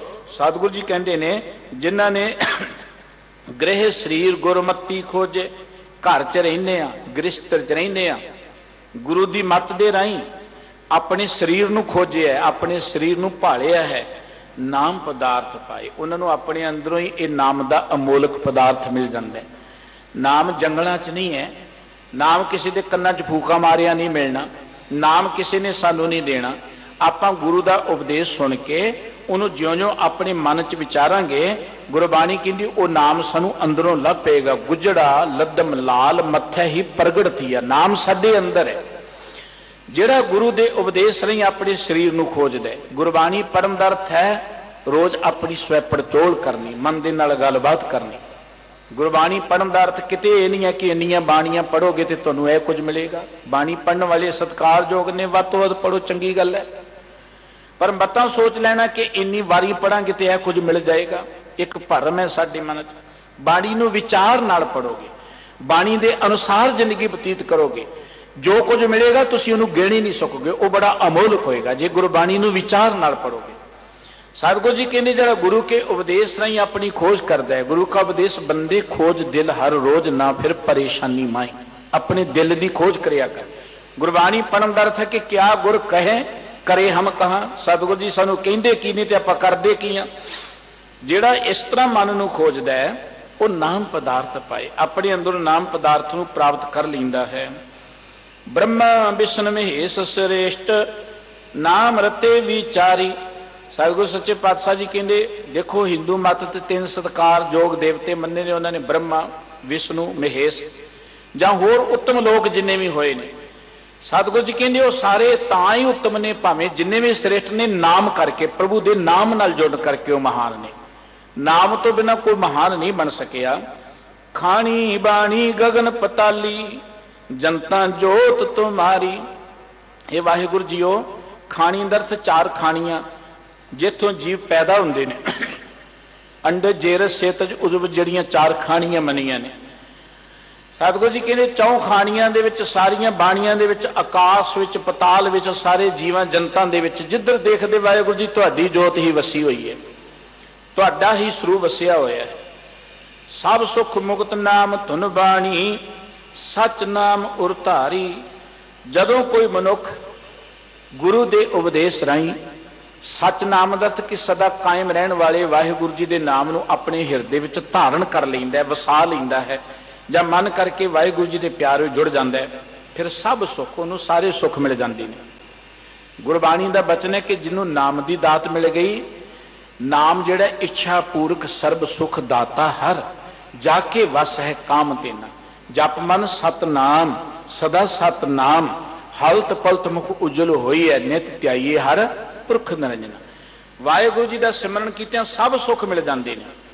ਦੇਖੋ ਕਿਸੇ ਮਨੁੱਖ ਦੀ ਤੁਸੀਂ ਸੇਵਾ ਕਰੋਗੇ, ਕਿਸੇ ਹੋਰ ਹਸਤੀ ਦੀ ਸੇਵਾ ਕਰੋ, ਕੁਝ ਮਿਲੇਗਾ ਗਿਣਤੀਆਂ ਮਿਣਤੀਆਂ ਦਾ, ਪਰ ਪਰਮਾਤਮਾ ਦੇ ਪਿਆਰ ਜੋੜੋਗੇ। ਗੁਰਬਾਣੀ ਕਹਿੰਦੀ ਜੋ ਸੁਖ ਕੋ ਚਾਹੇ ਸਦਾ, ਜੇ ਸਦਾ ਸੁਖ ਚਾਹੁੰਦੇ ਤੇ ਪਰਮਾਤਮਾ ਦੇ ਨਾਮ ਨਾਲ ਜੁੜ। ਸਭ ਸੁਖ ਦਾਤਾ ਰਾਮ ਹੈ, ਸਾਰੇ ਸੁਖ ਦੇਣ ਵਾਲਾ ਪਰਮਾਤਮਾ ਹੈ, ਵਾਹਿਗੁਰੂ ਹੈ। ਇਸ ਕਰਕੇ ਗੁਰਦੇਵ ਕਹਿੰਦੇ ਜਦੋਂ ਨਾਮ ਨੂੰ ਹਿਰਦੇ 'ਚ ਧਾਰਨ ਕਰ ਲਿਆ, ਸਭ ਸੁਖ, ਸਾਰੇ ਸੁਖ ਮਿਲ ਗਏ। ਮੁਕਤ, ਮੁਕਤ ਦਾ ਅਰਥ ਹੈ ਕਿ ਮਨੁੱਖ ਬੰਧਨਾਂ ਤੋਂ ਮੁਕਤ ਹੋ ਗਿਆ। ਮੁਕਤੀ ਦਾ ਅਰਥ ਸਰੀਰ ਛੱਡਣ ਨਾਲ ਨਹੀਂ ਹੈ ਕਿ ਮਰਾਂਗੇ ਤੇ ਮੁਕਤੀ ਮਿਲੇਗੀ, ਜਾਂ ਹੱਡੀਆਂ ਕੋ ਹਰਦੁਆਰ ਪਾ ਦੇਵੇਗਾ ਤਾਂ ਮੁਕਤੀ ਮਿਲੇਗੀ, ਜਾਂ ਕੋ ਪਾਠ ਕਰਾ ਦੇਵੇਗਾ ਤਾਂ ਮੁਕਤੀ ਮਿਲ ਜਾਏਗੀ। ਮੁਕਤੀ ਦਾ ਇਹਦੇ ਨਾਲ ਕੋਈ ਸੰਬੰਧ ਨਹੀਂ ਹੈ। ਮੁਕਤੀ ਦਾ ਅਰਥ ਜਿਉਂਦੇ ਜੀ ਹੈ। ਆ ਜਿਹੜੀ ਚਿੰਤਾ ਹੈ, ਫਿਕਰ ਨੇ, ਦੁੱਖ ਨੇ, ਵਿਕਾਰ ਨੇ, ਔਗਣ ਨੇ, ਇਹਨਾਂ ਜਿਹੜੇ ਆਪਾਂ ਵੱਜੇ ਪਏ ਆ, ਇਹਨਾਂ ਤੋਂ ਸੁਤੰਤਰਤਾ ਮਿਲ ਜਾਣੀ, ਇਹਨਾਂ ਤੋਂ ਛੁਟਕਾਰਾ ਮਿਲ ਜਾਣਾ। ਸਤਿਗੁਰੂ ਜੀ ਕਹਿੰਦੇ ਮੁਕਤੀ ਮਿਲ ਜਾਏਗੀ, ਨਾਮ ਦੀ ਧੁਨ ਤੁਹਾਡੇ ਅੰਦਰ ਪੈਦਾ ਹੋ ਜਾਏਗੀ, ਸਦਾ ਬਾਣੀ ਨਾਲ ਪਿਆਰ ਪੈਦਾ ਹੋ ਜਾਏਗਾ। ਨਾਮ ਬਿਨਾ ਨਹੀਂ ਛੂਟ ਨਾਨਕ, ਸਾਚੀ ਤਰ ਤੂੰ ਤਾਰੀ। ਸਤਿਗੁਰੂ ਜੀ ਅਖੀਰ ਤੇ ਕਹਿੰਦੇ ਹੈ ਬੰਦਿਆ, ਨਾਮ ਤੋਂ ਬਿਨਾ ਤੂੰ ਛੁੱਟ ਨਹੀਂ ਸਕਦਾ। ਪ੍ਰਭੂ ਦੀ ਬੰਦਗੀ ਤੋਂ ਬਿਨਾ, ਪ੍ਰਭੂ ਦੇ ਨਾਮ ਤੋਂ ਬਿਨਾ ਤੇਰਾ ਛੁਟਕਾਰਾ ਨਹੀਂ ਹੋਣਾ, ਦੁੱਖਾਂ ਤੋਂ ਮੁਕਤੀ ਨਹੀਂ ਹੋਣੀ, ਵਿਕਾਰਾਂ ਤੋਂ ਮੁਕਤੀ ਨਹੀਂ ਹੋਣੀ, ਭਉ ਸਾਗਰ ਤੋਂ ਤੂੰ ਪਾਰ ਨਹੀਂ ਹੋਣਾ। ਇਸ ਕਰਕੇ ਗੁਰੂ ਦੇ ਉਪਦੇਸ਼ ਰਾਹੀਂ ਵਾਹਿਗੁਰੂ ਜੀ ਦਾ ਸਿਮਰਨ ਕਰਨ ਦੀ ਤੂੰ ਤਾਰੀ ਤਰ, ਇਹ ਤਾਰੀ ਮਾਰ। ਭਾਵ ਵਾਹਿਗੁਰੂ ਜੀ ਦੇ ਸਿਮਰਨ ਨੂੰ ਜੁੜੇਗਾ, ਤੇਰੀ ਸੁਰਤ ਔਗੁਣਾਂ ਤੋਂ ਉੱਚੀ ਉੱਠ ਜਾਏਗੀ, ਭਉ ਸਾਗਰ ਤੋਂ ਪਾਰ ਉਤਰ ਜਾਏਗੀ। ਜਿਉਂਦੇ ਜੀ ਅਸੀਂ ਨਿਤ ਚਿੰਤਾ ਵਿੱਚ ਗੋਤੇ ਖਾਂਦੇ ਰਹਿੰਦੇ। ਸਾਡੇ ਅੰਦਰ ਇੱਕ ਸਾਗਰ ਹੈ, ਸਮੁੰਦਰ ਹੈ ਵਿਕਾਰਾਂ ਦਾ, ਔਗਣਾਂ ਦਾ, ਚਿੰਤਾਵਾਂ ਦਾ। ਸਾਡੀ ਸੁਰਤ ਉਹਦੇ ਵਿੱਚ ਨਿਤ ਡੱਕੋ ਡੋਲੇ ਖਾਂਦੀ ਫਿਰਦੀ ਹੈ। ਜਦੋਂ ਆਪਾਂ ਵਾਹਿਗੁਰੂ ਜੀ ਦੇ ਨਾਮ ਨਾਲ ਜੁੜ ਜਾਵਾਂਗੇ, ਸਾਡੀ ਸੁਰਤ ਜਿਹੜੀ ਹੈ ਮੁਕਤ ਹੋ ਜਾਏਗੀ। ਸਤਿਗੁਰੂ ਜੀ ਨੇ ਗੱਲ ਇੱਕ ਸੰਨਿਆਸੀ ਦੀ ਕਰਦੇ ਆ, ਉਪਦੇਸ਼ ਸਾਨੂੰ ਸਾਰਿਆਂ ਨੂੰ ਦਿੱਤਾ ਹੈ।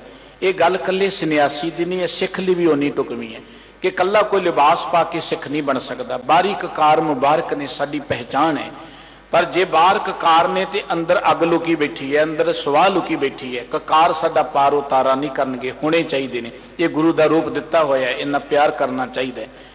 ਪਰ ਕਕਾਰਾਂ ਦੇ ਨਾਲ ਨਾਲ ਗੁਰਬਾਣੀ ਦਾ ਪਿਆਰ, ਗੁਰਬਾਣੀ ਦਾ ਉਪਦੇਸ਼। ਦੇਖੋ ਬਾਹਰਲੇ ਕਕਾਰਾਂ ਦੀ ਰਹਿਤ ਜਿੱਥੇ ਬਹੁਤ ਜ਼ਰੂਰੀ ਹੈ ਨਾ, ਉੱਥੇ ਮਨ ਦੀ ਰਹਿਤ ਬੜੀ ਜ਼ਰੂਰੀ। ਸਾਡਾ ਇੱਕ ਕਕਾਰ ਵਿਸਰ ਜੇ, ਅਸੀਂ ਪੰਜਾਂ ਪਿਆਰਿਆਂ ਕੋ ਜਾ ਕੇ ਬੇਨਤੀ ਕਰਦੇ ਹਾਂ, ਸਾਡੇ ਕੋਲ ਭੁੱਲ ਹੋ ਗਈ, ਸਾਡਾ ਕਕਾਰ ਵਿਸਰ ਗਿਆ, ਪਰ ਕਦੀ ਆਪਾਂ ਜਾ ਕੇ ਪੰਜਾਂ ਪਿਆਰਿਆਂ ਕੋ ਕਿਹਾ ਕਿ ਸਾਡੇ ਕੋਲ ਝੂਠ ਬੋਲਿਆ ਗਿਆ, ਸਾਨੂੰ ਮਾਫ ਕਰ ਦਿਓ। ਸਾਡੇ ਕੋਲ ਕਿਸੇ ਦਾ ਹੱਕ ਮਾਰਿਆ ਗਿਆ, ਕਿਰਤ ਕਰਦੇ ਹਾਂ, ਸਾਨੂੰ ਕੋ ਮਾਫ ਕਰ ਦਿਓ। ਅਸਲੀ ਕੁਰੈਤ ਤਾਂ ਇਹ ਸੀ, ਜਾਂ ਅਸੀਂ ਕਿਸੇ ਦਾ ਦਿਲ ਦੁਖਾ ਦਿੱਤਾ, ਕਿਸੇ ਦਾ ਜ਼ੁਲਮ ਕਰ ਦਿੱਤਾ, ਕਿਸੇ ਲਈ ਬੁਰਾ ਸੋਚ ਲਿਆ। ਅਸਲੀ ਇਹ ਹੈ ਮਨ ਦੀ ਰਹਿਤ ਕਿ ਪਰ ਕਾ ਬੁਰਾ ਨਾ ਰੱਖੋ ਚੀਤ, ਹੱਕ ਪਰਾਇਆ ਨਾਨਕਾ ਉਹ ਸੂਰਸ ਗਾਏ। ਅਸਲੀ ਰਹਿਤ ਇਹ ਕਿ ਸੱਚ ਦੇ ਧਾਰਨ ਹੀ ਬਣੋ। ਗੁਰਬਾਣੀ ਨੇ ਸਾਨੂੰ ਮਨ ਦੀ ਰਹਿਤ ਦੱਸੀ ਹੈ। ਬਾਹਰਲਾ ਭੇਖ ਉਦੋਂ ਮੁਬਾਰਕ ਹੋ ਜਾਏਗਾ ਜੇ ਆਪਾਂ ਮਨ ਦੀ ਰਹਿਤ ਦੇ ਧਾਰਨੀ ਬਣਾਂਗੇ। ਜੇ ਮਨ ਦੀ ਰਹਿਤ ਨਹੀਂ, ਜਿਵੇਂ ਧੇਨ ਦੁੱਧ ਤੇ ਬਾਹਰੀ ਕਿਤੇ ਨਾ ਆਵੇ ਕੰਮ, ਕਿਸੇ ਅਰਥ ਨਹੀਂ ਹੈ। ਪਰ ਜੇ ਮਨ ਦੀ ਰਹਿਤ ਆ ਗਈ, ਜਿਵੇਂ ਗਊ ਦੇਖੋ ਦੁੱਧ ਦਿੰਦੀ, ਪਰਉਪਕਾਰ ਕਰਦੀ ਹੈ ਦੁਨੀਆ ਤੇ, ਜਦੋਂ ਬੰਦਾ ਆਤਮਿਕ ਤੌਰ ਤੇ ਰਹਿਤ ਦਾ ਧਾਰਨੀ ਬਣ ਜਾਏਗਾ, ਗੁਣਾਂ ਦਾ ਧਾਰਨੀ ਬਣ ਜਾਏਗਾ, ਫਿਰ ਉਹ ਪਰਉਪਕਾਰ ਕਰੇਗਾ। ਉਹ ਮੰਗੇਗਾ ਨਹੀਂ ਲੋਕਾਂ ਪਾਸੋਂ, ਉਹ ਲੋਕਾਂ ਦੀ ਸੇਵਾ ਕਰੇਗਾ, ਮਨੁੱਖਤਾ ਦਾ ਉਧਾਰ ਕਰੇਗਾ। ਅੱਜ ਲੋੜ ਹੈ ਉਹਨਾਂ ਲੋਕਾਂ ਦੀ ਜਿਹੜੇ ਸਮਾਜ ਲਈ ਜਿਉਣ, ਜਿਹੜੇ ਦੂਸਰਿਆਂ ਲਈ ਜਿਉਣ। ਗੁਰਮਤਿ ਨੇ ਸਮਾਜ ਵਿੱਚੋਂ ਬੁਰਾਈਆਂ ਨੂੰ ਦੂਰ ਕਰਨ ਦਾ ਇੱਕ ਪੰਨ ਸ਼ੁਰੂ ਕੀਤਾ ਹੈ, ਕੁਬੁੱਧ ਕਰਨ ਤੋਂ ਲੋਕਾਂ ਨੂੰ ਹਟਾਉਣ ਦੀ ਗੱਲ ਸ਼ੁਰੂ ਕੀਤੀ ਹੈ। ਸਾਹਿਬ ਸ੍ਰੀ ਗੁਰੂ ਗ੍ਰੰਥ ਸਾਹਿਬ ਜੀ ਦੀ ਬਾਣੀ ਸਾਨੂੰ ਇਹਨਾਂ ਬੁਰਾਈਆਂ ਤੋਂ ਮੁਕਤ ਕਰਦੀ ਹੈ। ਆਓ ਆਪਾਂ ਗੁਰਬਾਣੀ ਰਾਹੀਂ ਇਸ ਮਾਰਗ ਤੇ ਚੱਲਦੇ ਹਾਂ ਜਿੱਥੇ ਆਪ ਆਪਣੀ ਜ਼ਿੰਦਗੀ ਨੂੰ ਬੁਰਾਈਆਂ ਤੋਂ ਮੁਕਤ ਕਰਨਾ ਹੈ, ਖੁਸ਼ਹਾਲ ਜੀਵਨ ਪ੍ਰਾਪਤ ਕਰਨਾ ਹੈ। ਉੱਥੇ ਆਪਾਂ ਇਸ ਮਨੁੱਖੀ ਸਮਾਜ ਵਿੱਚ ਵੀ ਬੁਰਾਈਆਂ ਤੋਂ ਦੂਰ ਕਰਨ ਦਾ ਯਤਨ ਕਰਨਾ ਹੈ। ਸਮਾਜ ਦੀ ਸੇਵਾ ਹੀ ਰੱਬ ਦੀ ਸੇਵਾ ਹੈ। ਵਿੱਚ ਦੁਨੀਆ ਸੇਵਕ ਮਾਈ ਹੈ ਤਾਂ ਦਰਗਹਿ ਬੈਸਣ ਪਾਈ ਹੈ, ਕਉ ਨਾਨਕ ਬਾਹਾਂ ਲੁਡਾਈ ਹੈ। ਇੰਨੀਆਂ ਬੇਨਤੀਆਂ ਪ੍ਰਵਾਨ ਕਰਨੀਆਂ। ਭੁੱਲ ਚੁੱਕ ਦੀ ਖਿਮਾ। ਅਕਾਲ ਪੁਰਖ ਵਾਹਿਗੁਰੂ ਜੀ ਦਾ ਧੰਨ ਸ੍ਰੀ ਗੁਰੂ ਗ੍ਰੰਥ ਸਾਹਿਬ ਜੀ ਦਾ ਕੋਟਾਨ ਕੋਟ ਧੰਨਵਾਦ, ਜਿਨ੍ਹਾਂ ਦੀ ਕਿਰਪਾ ਸਦਕਾ ਤੁਹਾਡੀ ਸੇਵਾ ਕਰਨ ਦਾ ਸੁਭਾਗ ਪ੍ਰਾਪਤ ਹੋਇਆ ਹੈ। ਸਮੁੱਚੀ ਮੈਨੇਜਮੈਂਟ ਦਾ, ਹੈਡ ਗ੍ਰੰਥੀ ਸਾਹਿਬ ਦਾ, ਜਿਨ੍ਹਾਂ ਦੇ ਪਿਆਰ ਸਹਿਯੋਗ ਸਦਕਾ ਤੁਹਾਡੇ ਦੀਦਾਰ ਕਰਨ ਦਾ ਮੌਕਾ ਮਿਲਿਆ ਹੈ। ਮੇਰੀ ਗੁਰੂ ਚਰਨਾਂ 'ਚ ਅਰਦਾਸ ਹੈ ਕਿ ਸਤਿਗੁਰ ਸੱਚੇ ਪਾਤਸ਼ਾਹ ਇਸ ਸਮੁੱਚੀ ਮੈਨੇਜਮੈਂਟ ਨੂੰ ਚੜ੍ਹਦੀ ਕਲਾ ਦੀ ਦਾਤ ਬਖਸ਼ਣ ਔਰ ਗੁਰਮਤ ਅਨੁਸਾਰ ਗੁਰੂ ਦੀ ਸੇਵਾ ਕਰਨ ਦਾ ਬਲ ਬਖਸ਼ਿਸ਼ ਕਰਨ। ਇੰਨੀਆਂ ਬੇਨਤੀਆਂ ਪ੍ਰਵਾਨ ਕਰਨੀਆਂ। ਸਮੂਹ ਸੰਗਤਾਂ ਦਾ ਧੰਨਵਾਦ। ਭੁੱਲ ਚੁੱਕ ਦੀ ਖਿਮਾ ਕਰਦੇ ਹਾਂ। ਪਿਆਰ ਸਹਿਤ ਫਤਿਹ ਬੁਲਾਓ ਜੀ। ਵਾਹਿਗੁਰੂ ਜੀ ਕਾ ਖਾਲਸਾ, ਵਾਹਿਗੁਰੂ ਜੀ ਕੀ ਫਤਿਹ।